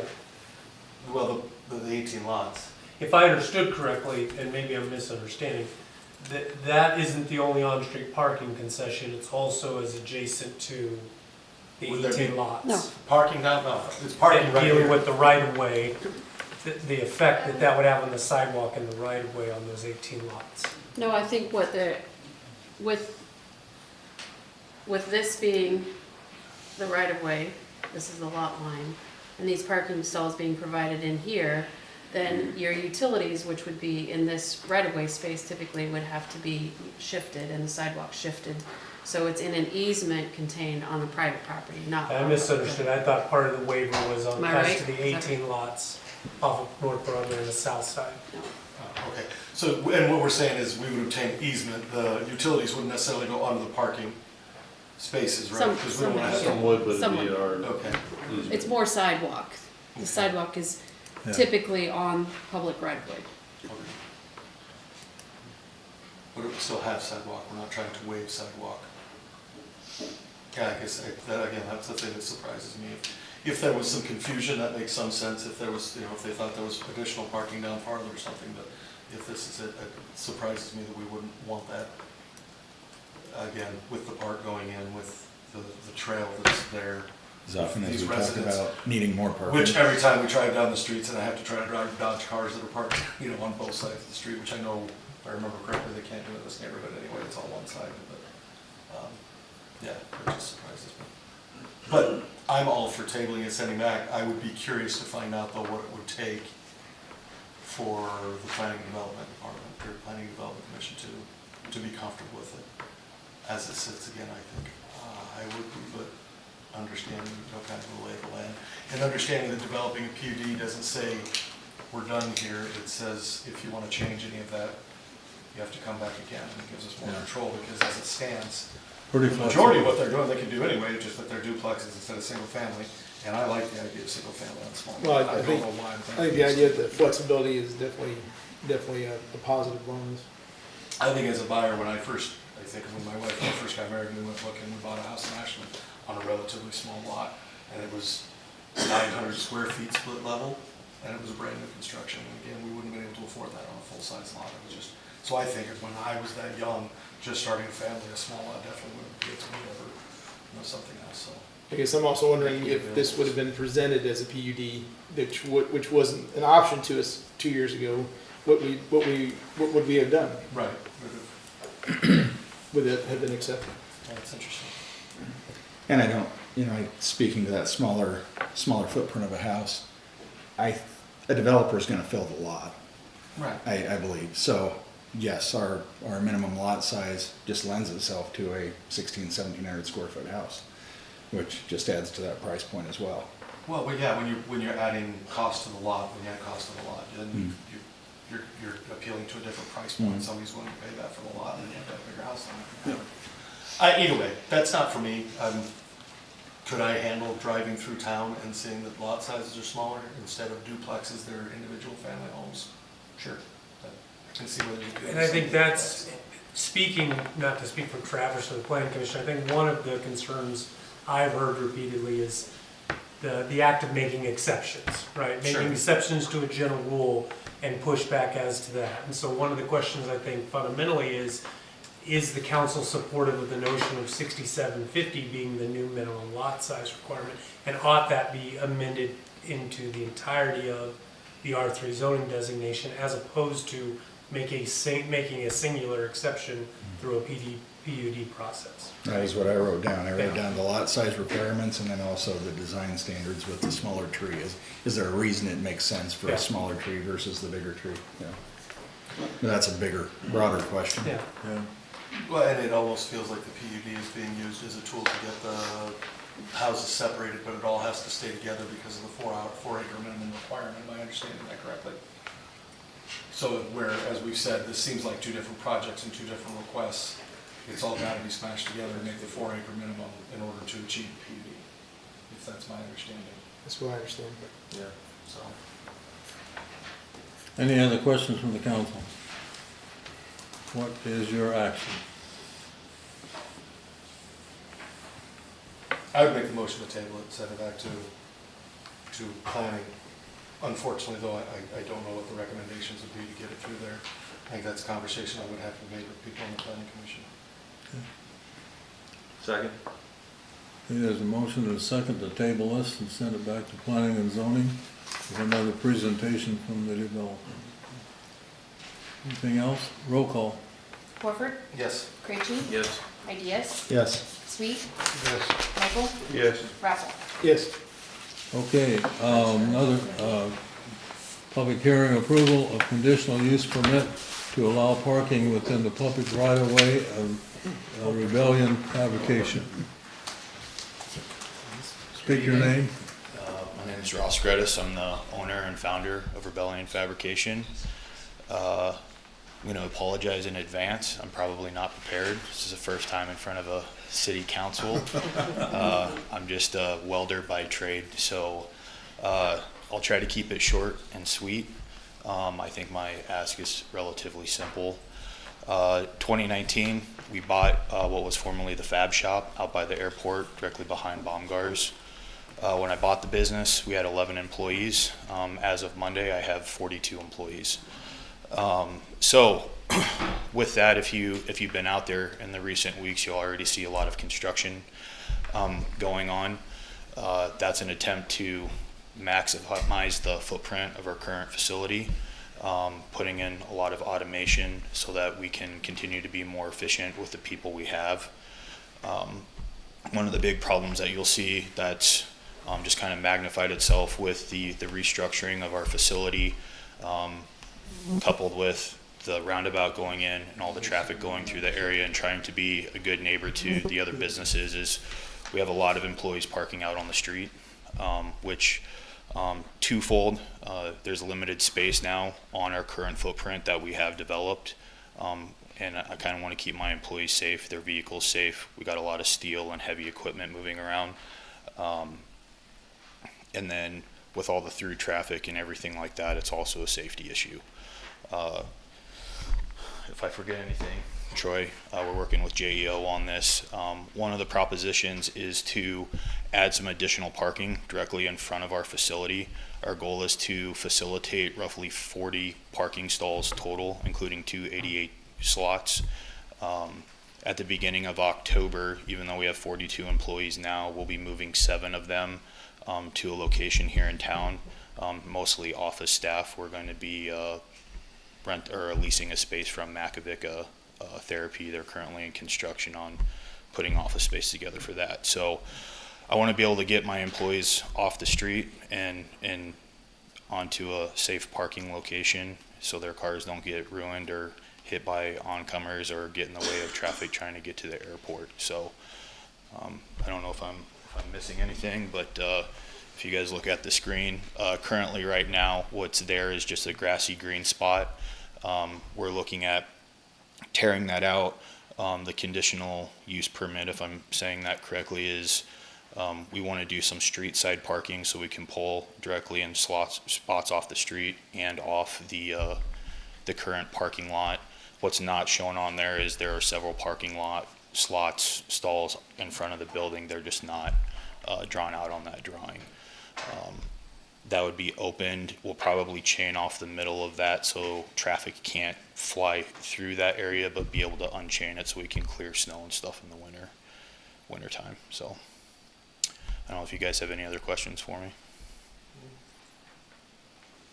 Any comments from the public? I would, according to well, I'm on the airport board, and this would actually help us out, getting fuel trucks into the airport. And when you guys, I'm not being angry. Trust me, I'm very aware of the problem. They turn around by the airport, they drive on the grass, and it creates, potholes and everything else, around there. So, I mean, it would help free up the airport going in and out of the airport. Get them off the street. That's right. Get them off the streets. We're currently parking in the grass right now if you drive out there, so. Well, yeah. Yep. So where is the right of way? Is that the dotted line? Or we're parking? This is the property line. Yep. There it is. Sorry. Okay, so we don't have parking in right away. Correct. I always forget this is Dutch Street. Put a lot of lines in there. And those currently right now, I believe we could actually shrink them up and add some additional. I think those are drawn out right now. We have a lot of guys with pickup trucks, so we want to make sure trucks fit well, but we can make adjustments to that if we need to add additional stalls as well. So it's, so 13 stalls is what I'm saying there? I think that, if top and bottom, I think that ends up being 25, I believe. Yeah. 13 up top and 12 down below. Yes. Okay. So Yeah, so this is the existing curb line right here. yes. This is their entrance. Yep. So in between here is where, this would be the center line of parking, correct? Yes. You pull in this way or you pull in this way? Correct. Or how it works? So the bottom parking is in the right of way? Yes, yes. Yeah, that's what that's what the Okay, condition. that's the conditional use. Yes. All within the current curb, you would back out onto the right of, back out into the street. Yeah, you would go straight from the street, you Yeah. curb cut it. Yeah, no turning around, just pull right in. Yeah. Any other questions for the public hearing? From the public? The council? Thank you for your time, guys. Thank you. Okay, thank you. I'd entertain, Motion to close the public hearing. okay. I'll second. Any other comments? Roll call. Carucci? Yes. Ideas? Yes. Warford? Yes. Sweet? Yes. Grapple? Yes. Nagel? Yes. So the action would be possible approval of the conditional use permit. So this is zoned what? This is zoned, Industrial. industrial. So is there any reason not to do this? As approved by planning. Planning, so they made recommendations for approval. Yeah, I think that, to me, the only thing that we want in the conditional use permit is to make clear, we're not vacating the right of way, we're not giving an easement, we're not relinquishing any rights. That way, if there are utilities or things that we have to do within the right of way, we retain the ability as a city and municipality to take that area back for your use. Not to say you would, but I think it has to be very clear, you're retaining that right. That way, there's not some sort of inverse condemnation claim down the road if you're tearing out improvements, that sort of thing. Additionally, an issue that we've had in other locations is that is not our parking space to maintain. That is the installer's parking stall to maintain, whether it's you or a future property owner. That is yours to move the snow and not pushing it into street, yours to do concrete repairs when the concrete fails, and yeah. That's the item I was gonna say, yeah, essentially this was not a conditional use before, until we had the right-of-way issues that we created this and put it as a conditional use. As far as if people could not meet their required stalls on their own property, it gave them flexibility for you guys to say a percentage or whatnot as far as, okay, yeah, we can allow you this many in the right-of-way. The big thing to consider, I think, to make sure you don't get in trouble later is it's a case-by-case deal, but you gotta make sure that if the same business was to come and start over, are you willing to give spots in the right-of-way to a new business too as well? This is a unique situation due to location, being airport and different things like that. So I think that's why we did the flexibility of percentage-wise and different things like that, rather than having to be on your own property. So I just wanted to touch on that as far as the maintenance portion. It's in the right-of-way, but it's not public parking, I guess, that would be maintained by the city and everything. Your industrial zoning is unique, therefore I think parking can be unique and not have to be open Pandora's box for the next one. Right, but it's the same situation for any zone. It's not just specific to industrial. If someone can only put 5 stalls on their own property and they want 20 in the right of way, they can come and do the But same in thing. my mind, I'm making a distinction, I guess, because of Right. the industrial. Yeah. And because of the effect of other. Right. Jovan, did you write that? No, the only thing I would add is to that last sentence of A, I would say, the city of Wahoo retains the right to enter the street right of way for any activities, including but not limited to. That way we're very clear, it's our right of way, whether you want to expand the road, whether you want to put utilities in there, whatever you're doing, whatever you want to change what you're doing and using that right of way for. 2 years from now, 10 years from now, you retain the right to do so. That makes sense. It's protection. Yeah. It is, it makes sense for later. So conditional use permit usually have a time frame on it too, to review. Typically they do. To review a parking lot. The difficulty, of course, is when you're talking Would you about say two? infrastructure improvements tied to it, doing a 1 year 6 months probably. review or something becomes challenging, right? Right. Why would I want to invest in that improvement? Right. It would be taken away from me, right? Yeah. other than just to have a one-year look-in just to make sure it got done. I don't know how you would put a time frame. That's why I said, Saturday at 5, I don't see any reason we'd be visiting this every year. Yeah, they don't need to. Yeah, I don't think you need to, myself.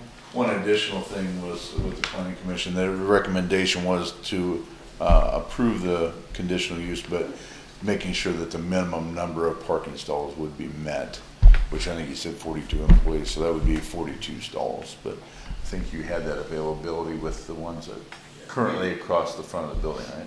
It's currently drawn for 40. We have 42, but like I said, by the time that concrete can even be put in, we'll have 7 employees that will no longer be officing out of that location. Okay. So it'll drop that back down to 35. We're planning on adding probably 3 more people to production staff by the end of the year, maybe 37. To speak to the conditional use permit, not that I want you guys to take it away, but the whole reason we propose this is we realize that we're growing rapidly, and I would say that this is probably a temporary solution for the short-term parking problems that we have.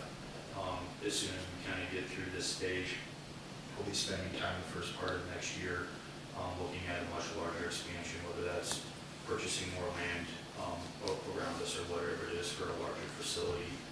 But everything that we're putting into our business right now, we're going to probably tap out again and hit the ceiling here in about 18 to 20 months. So further expansion, you'll probably get to see my face again over the next 12 to 16 months on continuing to grow the business. So. Well, thank you for being here. We got some lots to sell you over Right on Chestnut. Yeah, that's right.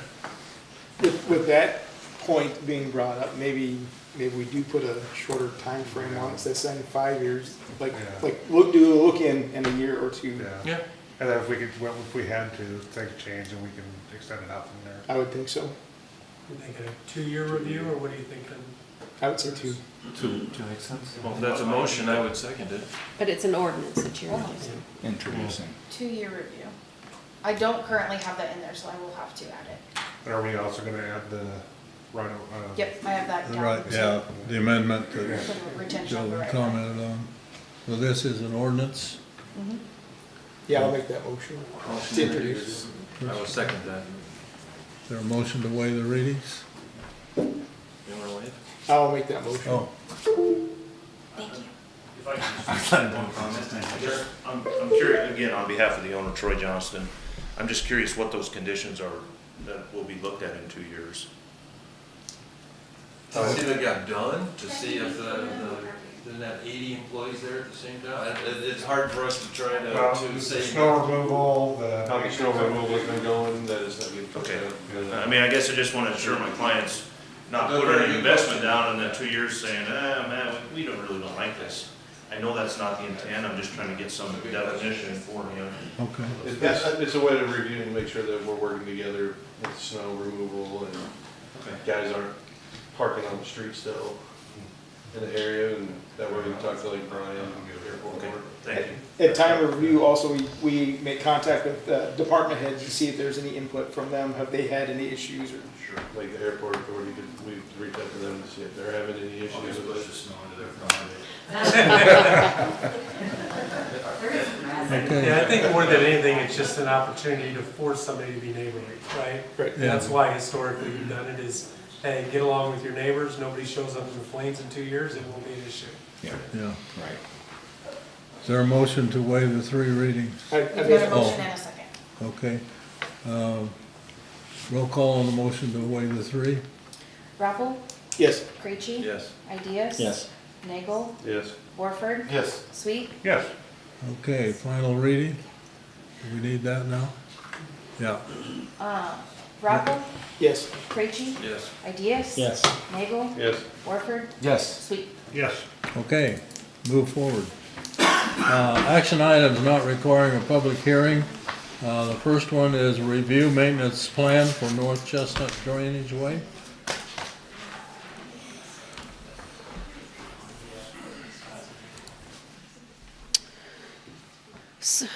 So following our last meeting when we had conversations about this drainage area, I think Joe Wynn and I got together to make sure that he and I were on the same page as far as what we believed we were to be doing.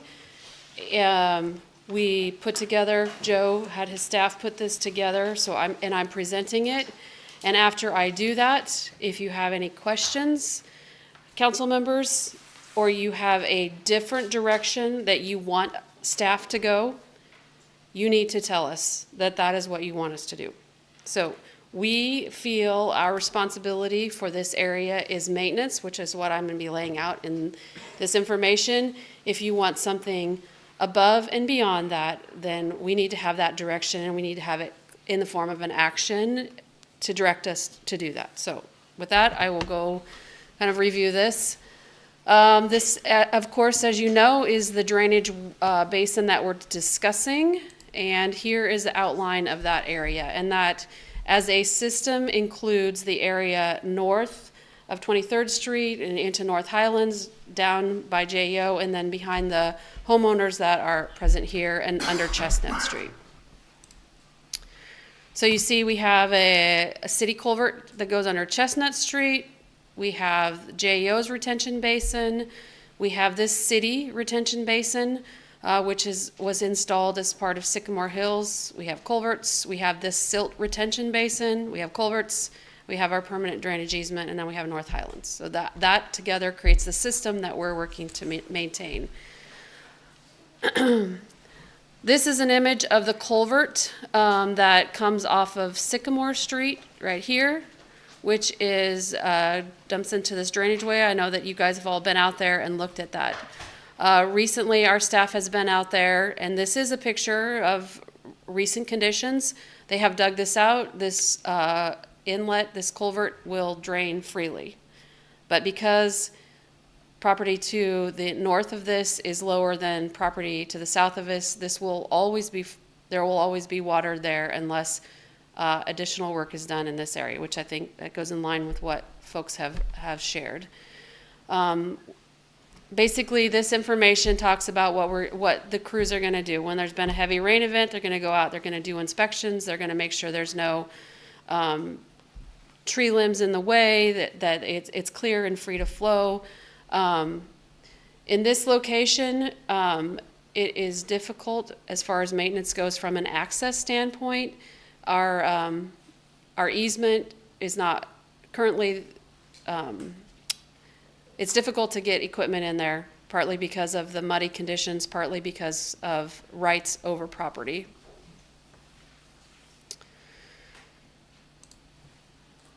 This area includes the culvert under the trail. We'll inspect the culverts incoming and outgoing for proper drainage, remove any debris and silt on an annual basis after heavy rain events. Sycamore Hills Detention Pond will mow and maintain the ground around the structure. Outfalls will be checked for washouts and proper drainage. Trash and debris will be removed monthly. The JEO Detention Pond is maintained by JEO. City staff will inspect the outfall for any obstructions. Going upstream, the silt basin, the area will be monitored on an annually, used to catch the silt and not as a holding basin for any water. It does hold water, but it is for catching the silt. Staff has determined that once it reaches 70% capacity, it will be scheduled to be cleaned out. We'll maintain the growth and the debris in the area. If you go to the north side, these are the culverts. This is an area, again, that we will maintain.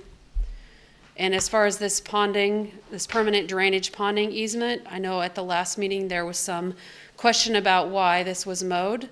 The mowing and maintenance of native grass area is being done, maintained at 6 to 8 inches for the first 2 to 3 mowing seasons. As per the seed professionals' recommendations, this ensures the native seed planted has time to grow and thick and choke out any weeds. When it's at full height, which is in 3 to 5 years, I I assume that 6 to 8 inches is the height of the, it'll probably be taller than that, actually. Yes, you're right, about full height within 3 to 5 years, so. But the maintenance for the 2 to 3 is the same as the 3 to 5? 6 to 8 inches? No, we would stop mowing once this has grown in and is at the correct height. I think that this is probably a misstatement, because I don't believe it is our intention to mow it once it is fully established. Per the seed professional's recommendations, we're mowing it to keep the weeds from choking the grass that has been planted to grow in. If I remember right, I thought Joe said it was something like 5 to 6 feet in height, once it was full. Wow. I don't know if it's that tall, but yeah. I thought it was 6 to 8 feet tall, that's what Joe mentioned. That's how tall it is. So all this is saying is you don't know if it's gonna be at full height until you're 3, 4, or 5. And you'll mow it until it continues to get to full height. Yes. No, Full stays ahead of maturity, the right. weeds. Yeah. Yes.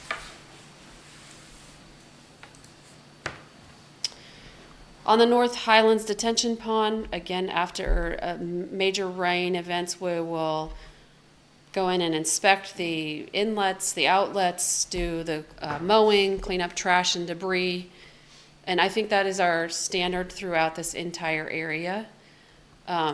If I go back to, let me redo this, sorry.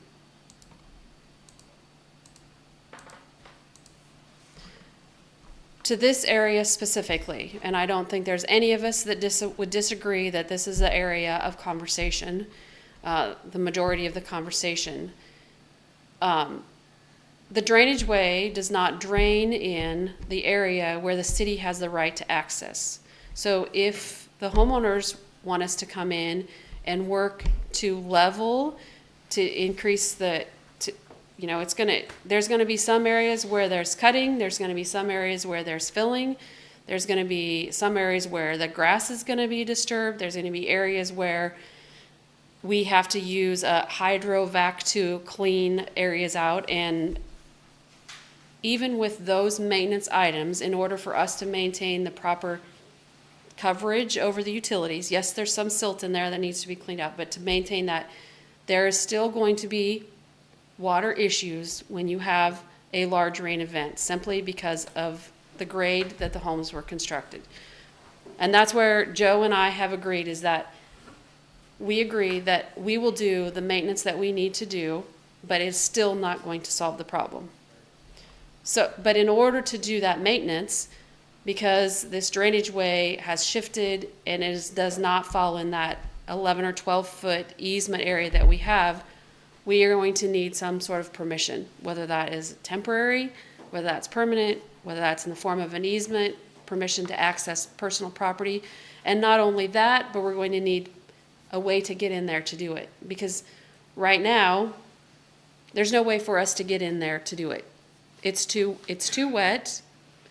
We could walk in there and do hand digging, which is what our crews have been doing. If you go up there and look, the work that they have done has been done by hand. There's no way to get a vac truck in there to do any of the drainage clean out. We can't access off of Chestnut Street. So we would need to have conversations with property owners and get permission to be able to access that. So I guess we are looking for direction from you as a council as to what your expectation is of city staff, other than these maintenance items, and how you want us to move forward. I didn't realize the city had the retention pond, the city retention pond, which appears to be just to the north of about where that inlet comes in. Is that correct? No. This. Yes, that. Yes, this was installed as part of the Sycamore Hills subdivision. So the first phase, the original phase that went in, there was no stormwater no stormwater retention that was included. And I believe that's the first time we had a stormwater event that affected downstream property owners. Okay. Regardless, this was installed as part of this Sycamore Hills subdivision, and it is the city's to maintain. If you move that over towards JEO, that would stop a lot of it. I guarantee you that would stop a lot of it. You move that berm right about where that white line goes to, there, it goes all the way across there, and it only catches so much. But it doesn't, it has nothing to do with what's coming down from the north, right? That's correct, because this was designed and installed to, if I go, But there's never any water in there. That's I'm what sorry, I saying. don't- If you move that over to the east, that would slow that water down and just do it just like a detention pond and release it out slowly.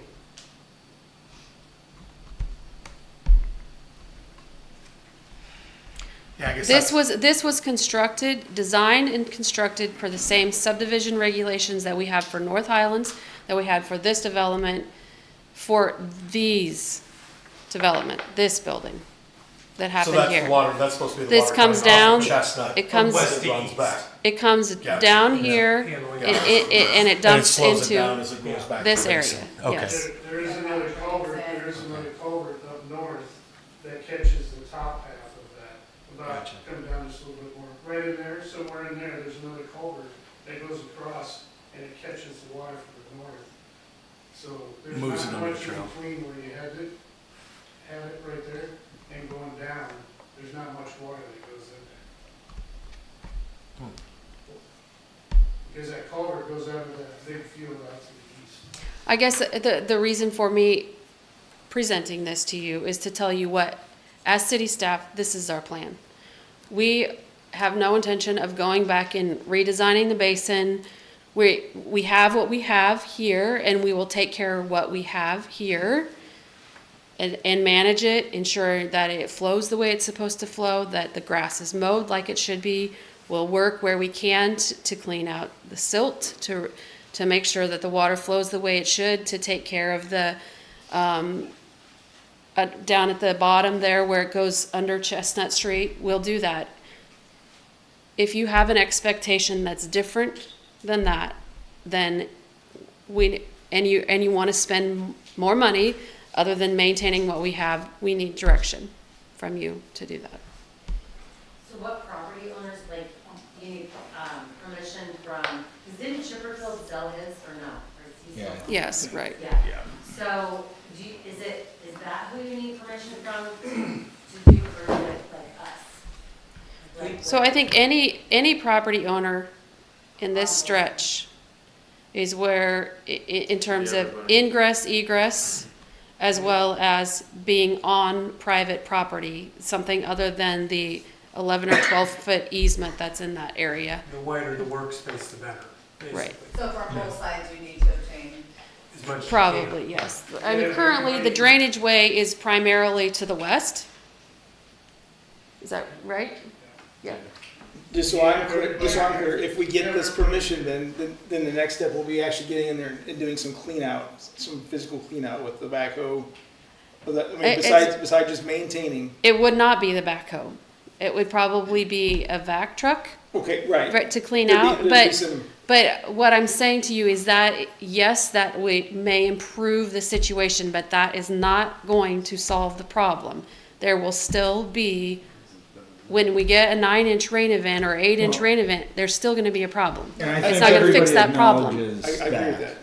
I'd like that in writing. Yeah. If everybody's gonna acknowledge that, we can't solve this problem. We can help clean it out, and I think we're trying to work, and as soon as we touch this, I don't want the homeowners to say we've made it worse. Otherwise, we stop now. I don't know how you can make it any worse, because it's gotta get. Okay, I think we're willing to try. And I think that's a point that Joe made. There will be some areas where there will be fill. There will be some areas where there is cut. Because if you went out there now and looked, I think if you go to this, the reason why there's water sitting there is because it can't flow this direction downstream because the ground is higher than what it should be. So, That's what we've been saying, how Okay, high that is right around that culvert. But I think, to Melissa's point, the only way to address that is to either get a permanent easement and/or obtain more right-of-way so you can actually address the elevations.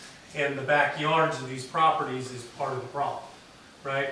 And so you have to. You have everybody here that Well, has no, houses if above you, it. yeah, like you probably, if you would write something up, then, I mean, obviously we have to sign something, so, I mean, if you had something, we would be obviously, and we're gonna do some things our own self also, like next to our property. And Like, we have to do some things next to our property, but I mean, like, we're gonna have to, but I mean, just the way that water flows there is not, I mean, it is not safe, like, it's really, it's pretty scary. And to me, the question is, to what degree are we trying to address it? So as an example, if it's a one-time cleanout, then all we need is releases and temporary easements, right? We need, for a finite period of time, the ability to get in there, do whatever needs to be done there, and then walk away, right? That's one end of the spectrum. The opposite end of the spectrum is, we need to cut up to, as far as we can, we need to do a full taking of the significant portion of the backyards of those properties, so that perpetually and forever, the city can always gain access to that, can force it to be, go up into 5-foot, areas instead of vegetative grass, can do all those things. And the question is, where are we on the spectrum? And I don't know what the answer to that is, and that's probably what Melissa and company need direction on. Okay, if we're going to do anything, which end of the spectrum are we going on this? In one spot it was mentioned monthly, correct? Maintenance on that, or clean out was monthly in one of these? Somewhere, yeah.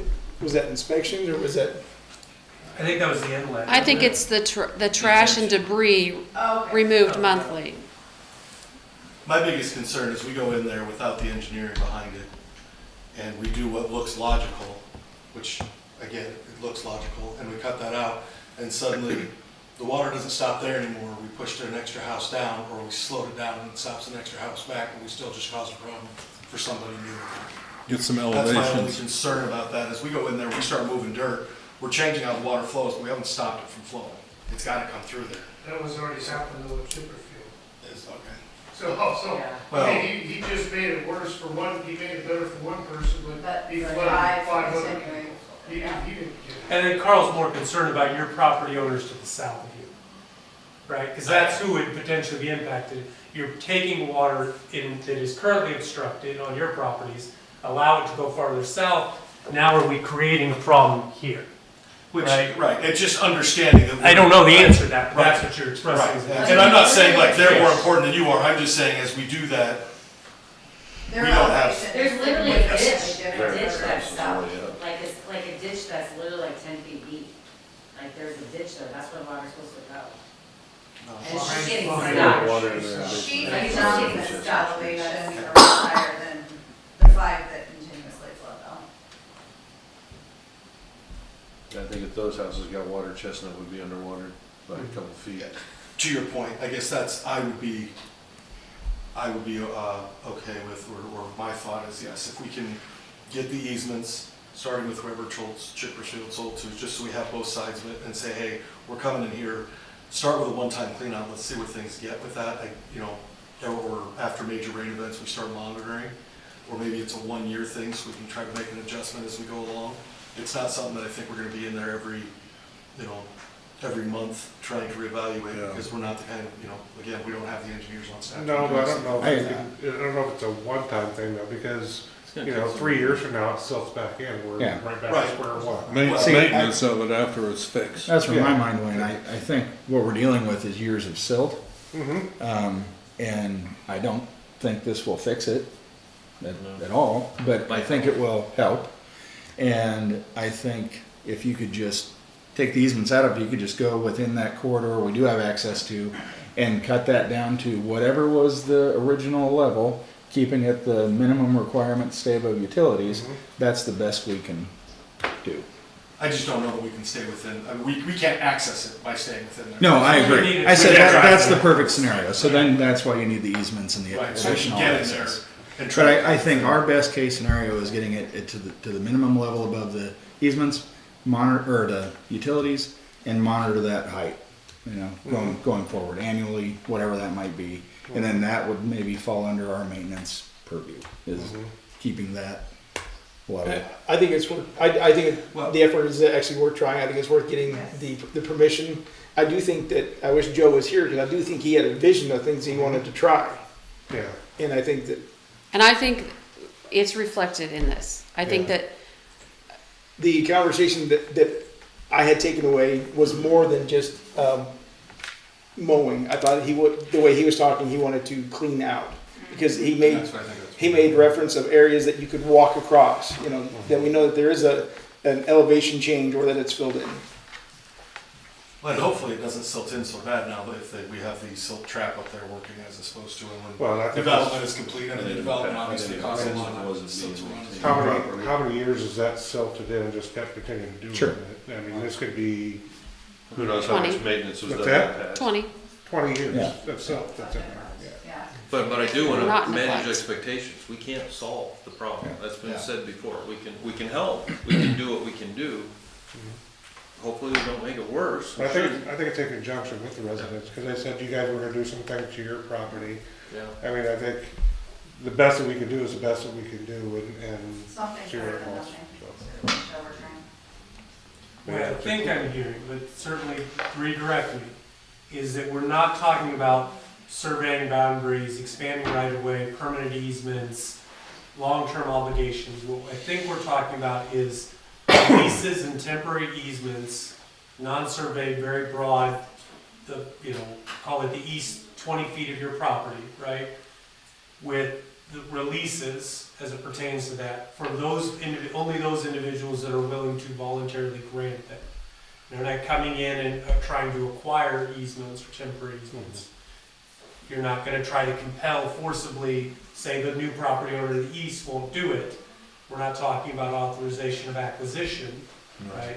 We're only talking about what is voluntarily provided. Is that the Yes. direction that the city council's? I think that sounds. I think they're gonna need I would access, so agree. there's gonna be a piece, there's gotta be somewhere in there that they've gotta be able to drive down, probably where that culvert is, somewhere in that neighborhood without driving over the top of that culvert that comes from Chestnut down there. But knowing that as they go through there, somebody's yard is gonna get tore up. Yeah, and I think that's the question becomes, who can they get whatever authorities from? Unless whoever owns Yeah. the other side would say, hey, I don't, whoever owns the old Checkfields or whatever says, I don't care if you use mine. Otherwise, they're coming through somebody's yard, that's the only way to get back there. Because anything that's involuntary, we have to survey, appraise, go through the condemnation process in order to, even a temporary, we have to do all those things. It's gotta be an agreement amongst all of them along that corridor, and every one of them has to sign off, or it's not worth going back there and messing with. And it sounds like that's doable, so. It sounds like they're okay with that. It's like a hold harmony. But it's, here, everybody I know is willing to. But like south of the storage unit, like that's not even really grass, it's like weeds. I mean. it doesn't matter. It's not our property and we can't access it. No, Right, that's but I mean, what we we're gotta ask saying is, Oh. instead of To going get to access to someone's that. personal home, like, if we Right. try to approach it that way, it makes more sense. Yeah. Also, with that being said, I would like to see some kind of like, if we're gonna say yes, which of course we want to say yes to come on and do whatever you gotta do, like, what kind of expectation can we see as mentioned, as you said, Melissa, 20 years of essentially silt, that in another, like, this isn't just 1 year or 2 years of Band-Aid on a bullet hole, that, you know, we're sitting here in 5 years, like, how long are you guys going to do this ongoing maintenance, so that we're not here again? I don't think, my thought of what the conversation was that there would be no commitment whatsoever Okay. beyond this initial stage. Well, I think she's Because talking that about would require the surveying, the permanent easement, all of those other things that are more extreme. If I misunderstood, let me know. But maybe that I question. think she's talking more about the That schedule maintenance that's up put up. ahead that Joe's talking with the silt basin and the retention and the cleaning up there. How long is the commitment from the city to keep doing the maintenance on that stuff? That's not- Maintenance ongoing. That's continuous, that's Yeah. now on. That's an ongoing- Everything on this report would continue on a permanent basis. It's the east side of their properties, I think we're talking about here. Right. What Yeah. happens in the east Well, side? I guess I was saying through that narrow channel Yeah. behind the 4 properties, that we are responsible for Maybe- ongoing maintenance, that would be monitored. Maybe we could, this is just throwing out an idea and I haven't,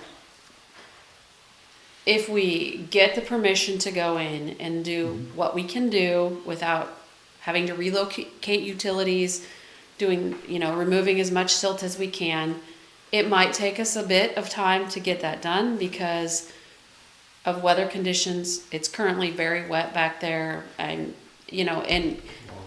so there's that part of it. But once that has been done, then we have a conversation about what is the best permanent easement so that we can do that on an ongoing basis. Yeah, I mean, if Joe has a sense of what those new boundaries are, and we could then get a surveyor out to survey it, and we could put permanent easements of those new boundaries. Because to your point, where would the permanent egress go? Right. In order to maintain it, there has to be a permanent ingress egress, right? Yeah. How wide is that narrowest area? Can we function in there, or do we have to have a permanent easement, right?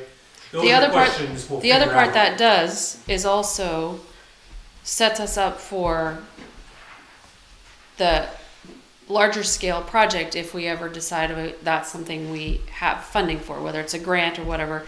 If we have easement areas already defined, That's true. It's Where a are step. we at in that process for those grants? Well, the grants have to be available, and I need to turn in the intent to apply for grant Is there a money. deadline on those? No, there's no. Is there, like, next to that ditch, is there, like an easement there next to that? Like there's like that. Where this ditch? There's manhole covers there, you got 10 feet, I think it's. No, like the one 10 that, feet. where the water goes into the ditch behind Sheep's house, would there be? Oh, I don't know about back in there, before it goes under Chestnut. Yeah, so like, is there next to that ditch, cause you have to be able to get in that ditch, like, is there like an easement right there? I think there's just right of way. Right of way. Yeah, right of Skinny way. easements, yeah. Right of way. Yeah. So like, couldn't that be the right of way, cause that literally comes right up that way? It could be, and that's, I think Melissa's point is, once you get in there and you know how much space you need Yeah. beyond your right of way, then you have a better sense of how much more permanent easement do I need, Right. right? Right. Yeah, I think that we did have, I think Collins came in and helped us with some riprap in this area, and I think we had to get permission from Chipperfields to be on their property to be able to do the work, so, So there's no right of way there? no. Yeah, It is another one of it is a product which has resulted in our subdivision regulations and the processes that we go through now. Because when this was developed, clearly this was a drainage way, water was already traveling here, and this is under private ownership, so. My It's thought just is, so right to do that. temporary easements and things of that nature, is if we do a temporary to start with, we turn around and go in and do some of the cleanup that was discussed, remove some of the silt and stuff like that. Let's see if that actually does anything. That's what Does that help? And then if it does, and then we come up with a plan that we need to do this every 3-5 years, whatever it is, to clean that silt up, then we can turn around and try and get some permanent easements in, to avoid that from here on out. But if we do go through all the work, do permanent easements and stuff like that, we go and do this, that doesn't do anything to help. We just wasted everybody's time and everything else, so.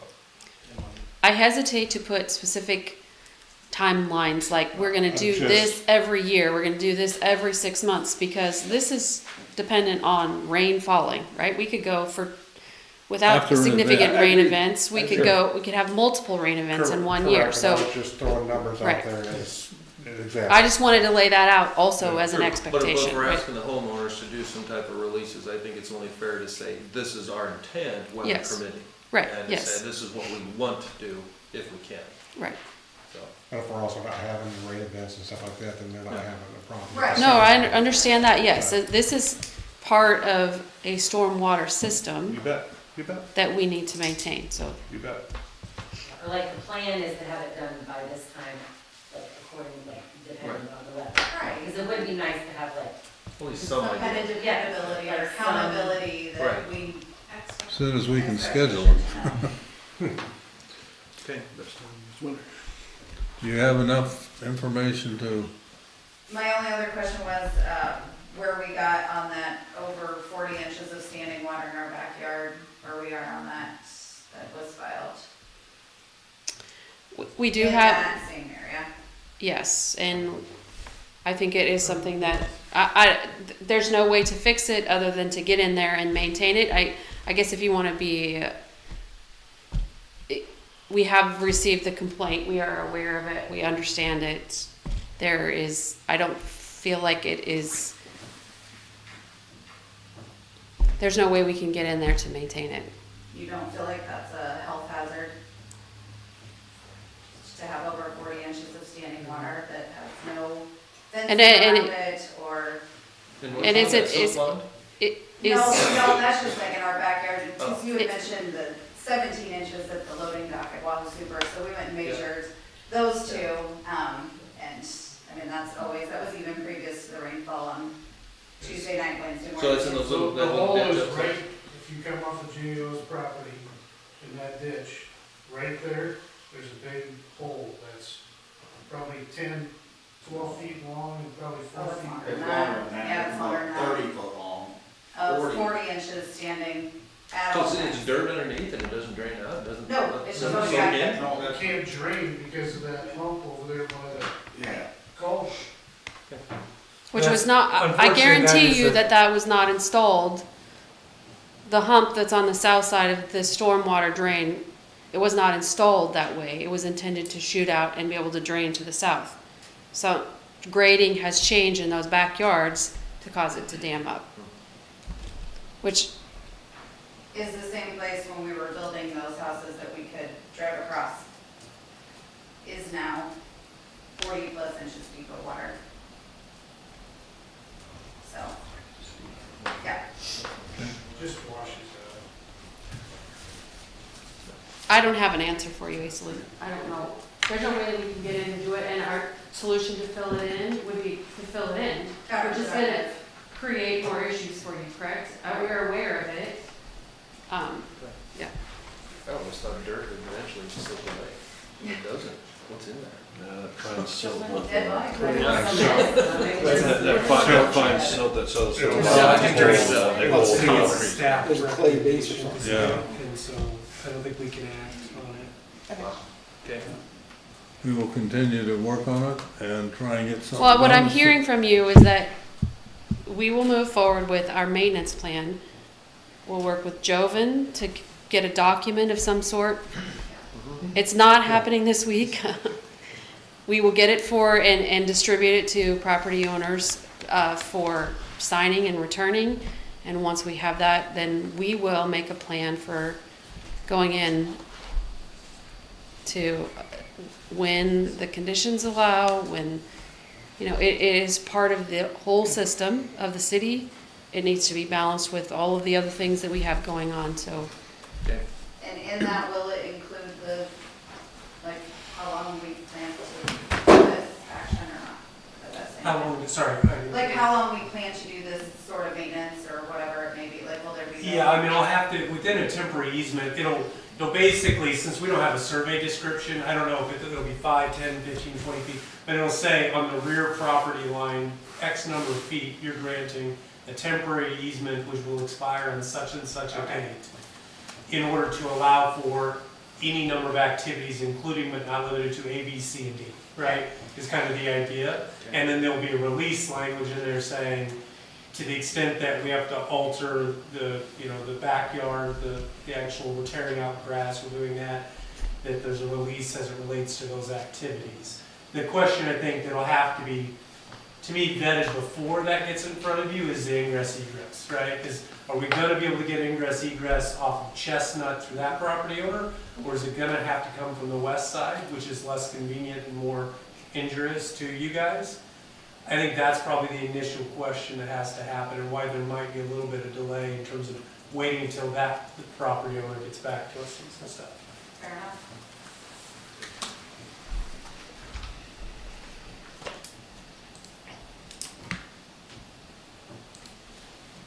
You ready to move forward? Yep. Okay. Number 2 is approval of request to occupy the right-of-way for a private sanitary sewer at 198 Continental Lane.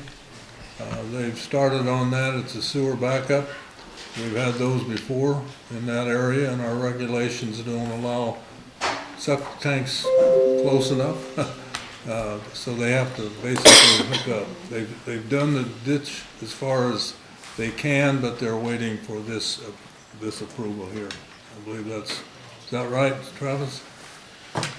Yeah, so essentially, we have a house that their septic system is failing. Within the utilities regulations, everything, if sewer is available within 300 feet, I believe, that is mandatory for them to connect to. They cannot basically fix their septic or put a new one in or that. So they fell within that area. Unfortunately, since they don't have direct connection, they have to go across their yard, go along County Road J in the city right-of-way to make that connection. And since it's city right-of-way, everything usually comes to city council for approval, saying that they acknowledge that it's occupying the right-of-way and know that it's there. So, you know, like they said, they don't have much of a choice. We're making it a requirement for them to connect. And so what else are they supposed to do but go through the process and go from there. So with the line in the right of way, does the city have any benefit to help defray any costs so it can pick up the next property owner? Or is this a standalone line? This has actually been part of the process, why this has taken a little while for us to get back to this property owner. We are planning to serve that entire area of Continental Estates and I can't remember all the subdivisions, but you guys, that general area of Continental Estates. The way in which we want to serve it, we are probably going to go with a very similar system to the way we served Country Club Acres and Cook Subdivision, which is a pressure sewer system. Due to the topography, it just doesn't, and also the existing homes, right? The best way to serve, right, is always gravity sewer, but it's cost prohibitive, and it would also maybe, we would have to be a little more heavy-handed in requiring the connections to get some sort of a return on investment on that infrastructure. Our timing for the pressure sewer system is probably next year for construction, and this homeowner is in dire straits as of now, and so we're allowing them to connect, and they're spending the extra money to bring a gravity sewer a lot further to tie to us. But there is no benefit to us to really try and serve multiple homes with this service line just because of its proximity to existing sewer and our overall bigger picture plan of just doing pressure sewer. We did initially look at serving the eastern side of this subdivision with a gravity sewer, but as we looked deeper into really serving future developments to the south, there's going to have to be a pretty large investment into a trunk sewer or a lift station to serve the whole area. So we're taking a little more conservative approach financially and just planning on serving the entire area with pressure sewer system. So it's a smaller upfront infrastructure investment from the Department of Utilities, but it is a larger investment for the homeowners at time of connection. But it gives them a little more flexibility if they can take the useful life of their septic system and utilize it until it fails. And I'm hearing everybody else around this guy's going to eventually be pressurized, and this guy isn't. Right. Now, I'm not much of a mathematics guy, but that doesn't sound like a real good outcome if you're not pressurized and everybody else is pressurized. Oh no, it's actually direct gravity. he's in a better situation. That was gonna be my question. You're not looking at an assessment as against this. No. When that system goes in. Yeah, he does have to change it again. He does not. And that's his benefit, right? That, and we are only charging a standard hookup fee. Let's keep it flowing. So, yeah. All right, Yep. good. Motion to approve. Second. Approval of the request for the right-of-way usage for 198 Continental Lane. Questions? Roll call. Warford, Yes. Ideas? Yes. Sweet, Yes. Nagel, Yes. Rappel, Yes. Creachy. Yes. Number 3, approval of interlocal agreement with Lower Platte North NRD District for mitigation filters on utilities under Lake Wahoo Dam. So thank you, Mayor Johnson and Council. So in your packet, or you guys have seen the interlocal agreement between us and the Lower Platte North NRD. It's a formality, but essentially as part of the roundabout project, we had to relocate some utilities, but they also made us some existing utilities that didn't have to be relocated. they required for us to put this, what's called a mitigation system around our pipes. So if there is ever a leak or water on this other side of the dam, it doesn't follow the pipe and wash away the dam. Now keep in mind, this is on the east side of 109, and if there was water standing there, we'd have a lot bigger problems. But the real world application of this regulation didn't really matter, because both us and the NRD tried to push pretty heavily. We thought this was unnecessary, but dam safety at the at the state of Nebraska disagreed. So they get to tell us what to do on their dam. So essentially, it's putting a filter around, so it prevents that washing away on both an existing gas main and an abandoned electrical conduit that we had to abandon as part of our relocation of the electrical and the Chestnut, or the new roundabout there on Highway 77. It'll cost about $8,000. We had an agreement with NRD, I guess maybe kind of a handshake deal between Eric Gottschalk and myself, that the NRD would take care of all the engineering and coordination with the contractors that are doing this on other utilities there. And them being the dam operator, we felt that was most appropriate. And so I'm assuming they had at least as much, or if not more, invested into this than we do, and they are our utilities, so it is fair that they would ask us to pay for that work to be done. So, and keep in mind, in the overall grand scheme of this roundabout project, I can't complain. We had over $500,000 of relocation costs due to our electric, and I believe there was equally as much, if not more, on water and sewer relocation that we didn't have to pay for any of. The state of Nebraska picked up all those bills. So $8,000, I guess we can sit back and say we did pretty good. So I'll make a motion that we approve the interlocal agreement with the NRD. I'll second. Second. Questions, comments? Roll call. Rackle? Yes. Sweet? Yes. Warford? Yes. Ideas? Yes. Nagel? Yes. Krejci? Yes. Number 4, approval of contract with the Village of Weston to provide for electrical services and billing. thank you. And one other thing I'll just mention on that previous, the Board of Public Works had recommended that unit, all 5 members, and same with this. The Board of Public Works has recommended that the City Council, all 5 members, approve a contract with the Village of Weston. So to give a little backstory as a reminder, if you remember, I think it was a little over a year ago, we had renegotiated, we've had with the Village of Weston, going back 100 years, 1922, the Village of Weston asked the City of Wahoo, they sent a letter to the City Council, the gentlemen of the City Council, to build a power line from the new power plant to serve the Village of Weston so they could have electricity. And so in that fact that we have a 100-year partnership, we have for the many decades now provided what I would call operations and maintenance. We sell wholesale power to the village, so they are a customer of Wahoo Utilities as a village. And then we provided the operations and maintenance of their distribution system. Our linemen did the work, we repaired it. That was the contract that we had with them was back in 1993, and some of those dollar amounts were a little bit antiquated. We needed to update, so we updated.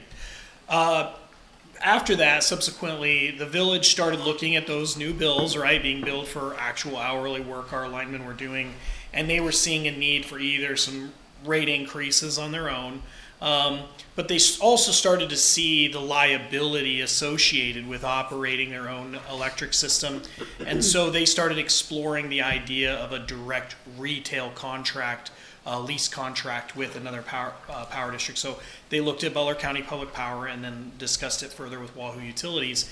And so the Board of Public Works directed me to take a long, hard look at this, and we hired John Kralski of JKEC, a consultants, looked at what that expenditure, what that revenue versus expenditures would be as serving the customers directly retail. So meaning, instead of selling wholesale power to the village, we would now serve each customer directly as Wahoo Utilities customers. And so in doing so, the village would receive a lease payment or a 12% or whatever percentage the village board approves as an adder onto those electric meters or those customers within their service territory. And that would be a direct payment to the village of Weston. And so this is very commonplace across Nebraska, being a fully public power state, 100% public power. There's a lot of these lease and retail agreements that communities have. City of Nebraska City is a great example of multiple communities they serve direct retail. Nebraska Public Power District, who sells us wholesale, also provides retail services to multiple, I think over 20 communities across Nebraska. And so this is a commonplace. In fact, we took this contract language is from the Nebraska Public Power District, what they have for their retail operations agreement. We amended with the help of Marine and Joven. We made this fit our agreement with Weston. And so through a lot of talking and negotiating, we came to a really good place. Not a lot of negotiating. We both seen what we needed to do. I think we both thought this was a good thing for Wahoo. It's maintaining these customers. It was a win-win when we did the rate study. Looked like we're going to come out revenue in the same place, maybe a little higher than we were in the past. And so the board directed and said that they liked the vision of this. The Village of Weston did approve this unanimously. Board of Public Works is asking the City Council to approve this. And this is a 25-year agreement that we will serve directly retail to the customers of Weston. And provide that lease payment to the village at whatever they set that agreement is. To give a little more background or a little understanding of what this means, though, some risk to the city of Wahoo or to the Wahoo utilities. Once we do this, it relieves the village of Weston of some of those responsibilities. So, for example, if there's a storm event, we will repair that infrastructure. And that will be at our cost associated with it, and we will build it up to our standards. And so we will take deposits from their customers. We will handle any sort of new construction in their service territory. We'll serve that, and they will follow the same policies of the Wahoo Board of Public Works. So some risk, right? I mean, there is risk in that today, if something breaks in Weston, we would repair it and build Weston. After this, we would assume that risk and have to repair it. I think the additional revenue, the potential for growth, and maybe more importantly, the protection of service territory in a fully public power state, the one thing we have is service territory, again, with our neighbors. So we want to make sure we're protecting every meter we can, every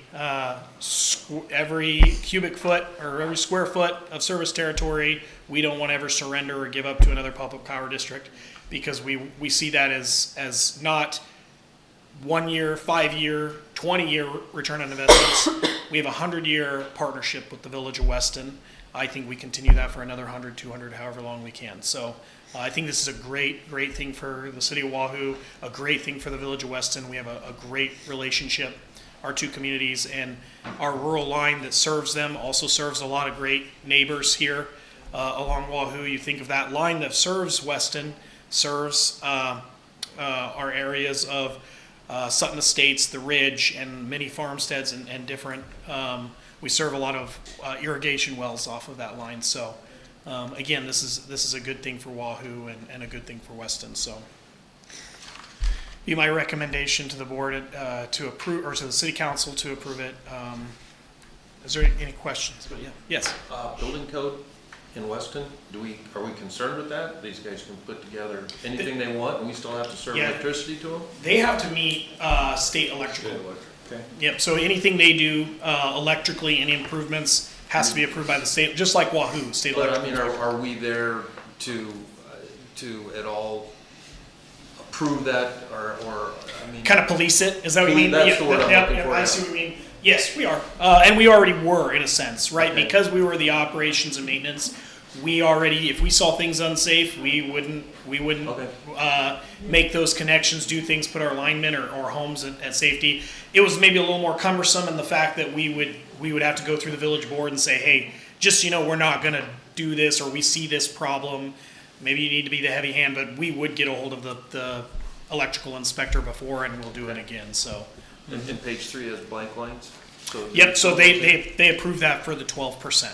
12%, and that's above our number. That's above our number, yep. And that's set by the village. We didn't put an upper end on that. We decided that, you know, they want to make it 25%. I mean, that's really up to them, and that's that's between them and their citizens to decide on that.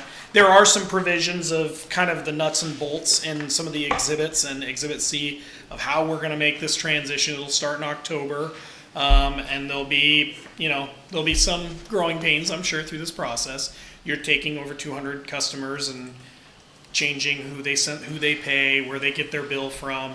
Transition periods are tough, so we're going to be as patient as we can with customers and try to be as understanding and make sure we're communicating as well as possible. And I know the village has already taken some of those steps to send letters to customers and that sort of thing.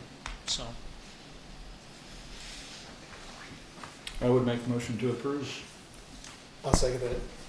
Okay, motion and a second to approve the agreement. Questions? Roll call.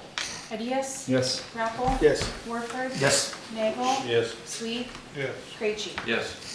Okay, number 5, approval of second reading and possible waiver of the third reading for ordinance 2459, rezoning of Lot 2, Sycamore Hills, and the second edition subdivision from C3, General Commercial District, to C3 PUD. This was discussed in detail, and basically there was only 4 people here, so we could not move for the waive. So tonight would be in line to approve the second reading and possible waiver and pass the ordinance. Motion to introduce the ordinance. Second. You're waiving the, Yeah, waiving the motion to remaining waive. readings. Oh, I know, we have to motion to approve and then motion to waive the On readings. second reading, you'd be looking to waive the second reading and then separately vote for approval. Well, there you go. Okay. That, That, okay. You got I'll it? second that. But okay, made and seconded, got it. Okay. Now, before we go, just to make sure I'm clear, this is the PUD, the North of the building. north of JO. Yes. West side of. So did we get a secondary? Oh, you guys Yeah. weren't here. Sorry, yes. Yeah.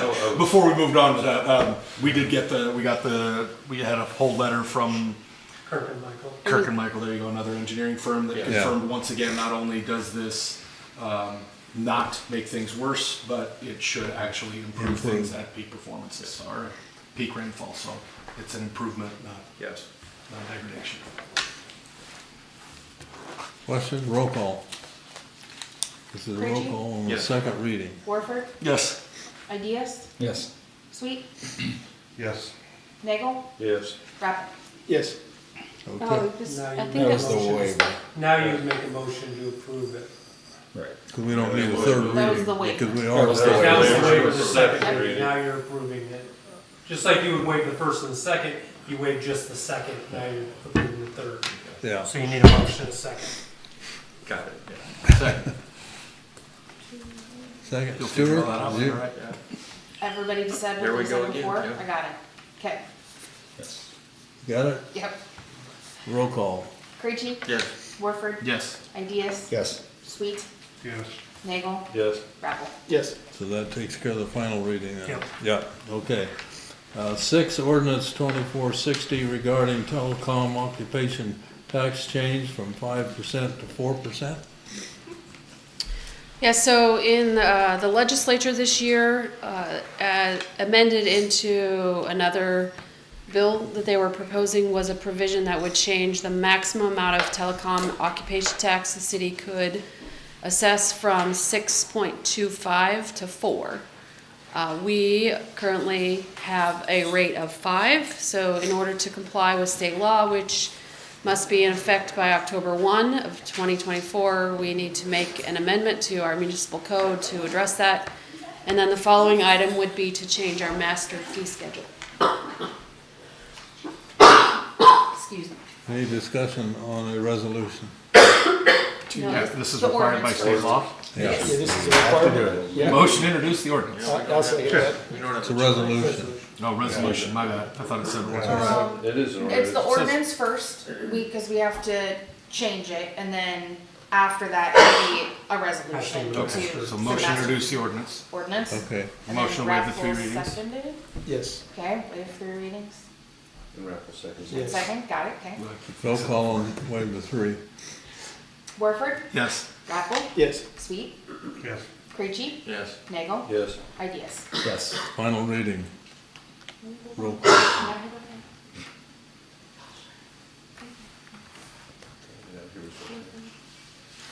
Okay, Warford, Yes. Raffle, Yes. Sweet, Yes. Creachy, Yes. Nagel, Yes. Ideas. Yes. Okay, so now resolution Now 20. it's a resolution. 2024-11, amendment to the master fee schedule to adjust changes in telecom occupancy rate. Motion to approve the resolution. Second. Questions? Roll call? Warford, Yes. Sweet, Yes. Raffle, Yes. Nagel, Yes. Creachy, Yes. Ideas. Yes. Number 8, request to the Wahoo Planning Commission to evaluate a possible amendment to the City of Wahoo subdivision regulations, section 4.18, to change the definition of pre-development conditions to undisturbed pasture in good condition. So if you recall when we had this special meeting on the Chestnut Drainage Way, Patrick Hartman with JEO was here, and he did make a suggestion that maybe one of the things that we could do in our subdivision regulations, which creates a greater separation between the pre-existing condition and a final development condition, is to define what that starting point is when they're doing a drainage evaluation. So currently, the pre-development condition per our subdivision regulations says, shall be the condition prior to improvements being completed, including cultivated row crops. And then we would change that to be undisturbed pasture in good condition. So the idea is that more water is gonna soak in an undisturbed pasture in good condition, thus making the distance between pre and post development greater, which is going to bump up the amount of stormwater drainage that would have to be included in calculations. So the request came from the property owners to have the city council take action and change this. I explained that this has to go through a process, and I think the best way is for the planning commission to actually study it, evaluate, see whether that is actually a good thing for the community or whether it's going to maybe make development more cost prohibitive, maybe, for them to evaluate and come forward with a recommendation, so. Makes There was sense. also the rainfall events, right? Like the year, this minimum 100, the 50, the 10 year. I don't recall there being conversations about number of years, but I can go back and look, and maybe maybe the recommendation could be to just evaluate section 418 of our subdivision regulations to make sure that it is appropriate for our community and in line with development being, Yeah. I guess, not Development favorable, pasture, but understanding that the more strict you make your standards, the more the development costs versus the impact versus the impact that it has. So basically what you're saying is, put it down to the planning commission. Planning commission can take public comment to address any number of changes, the pros and the cons of that. That's not gonna happen in one planning commission meeting, because they'll have to talk about it, then look at what the language might read, how to do it, then set it for a future planning commission. And just start that process before eventually it might come back to the city council. But specifically this section, Yes. 4.18. Ultimately, to consider some alternatives that might slow the amount of water. Yes. Right. And it's just the Which- pros and the cons of development versus Exactly. safety. By and large, won't have a lot to do with none of the current developments that are under, or none of the. No, anything that's already They're been grandfathered. agreed, they're Yeah. Yeah. approved. So is this an action item or just a request? I think it would be a position for you to take to ask the planning commission to review To it. look at. So you need a Move. motion to do that? Move Just to ask. General ask. consensus. Just I general believe. consensus, please do it. Sure, I can do Yes. that. We get a second? They've been requested. I think she's just gonna reflect in the minutes that the. Oh, the okay. council- This is a general request. consensus of the council. Okay. Consensus, is that all right? Yes. Okay.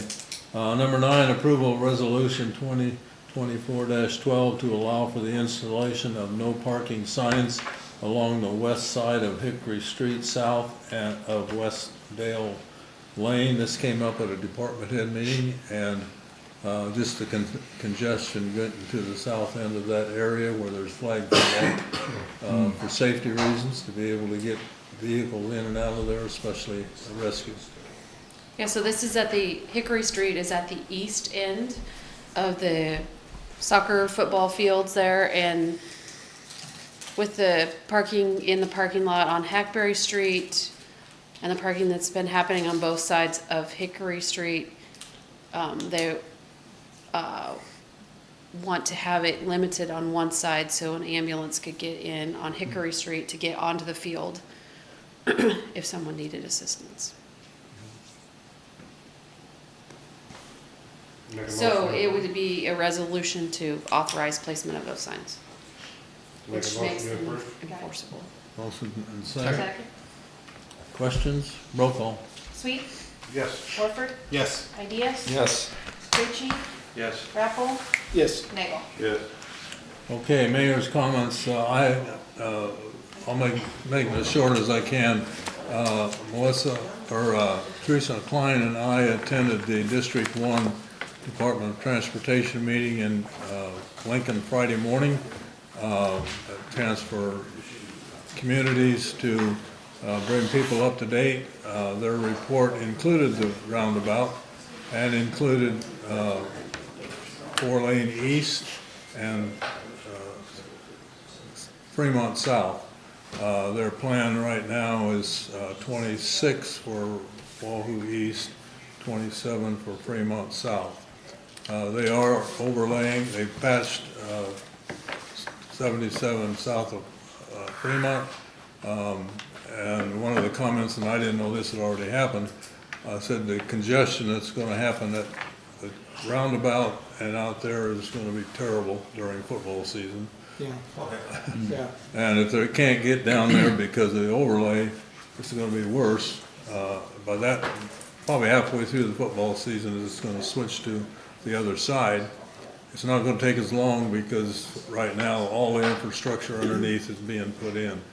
The comment, people have said that nobody's working out there. Well, it's all underground. It's all this work that they've been doing to get the communication back, get the lines in there, the resolution we passed for the filtration system. All of that's being done for the whole thing. So they still believe that they could want to be done by this fall, this winter. Is there any penalties in that if they don't?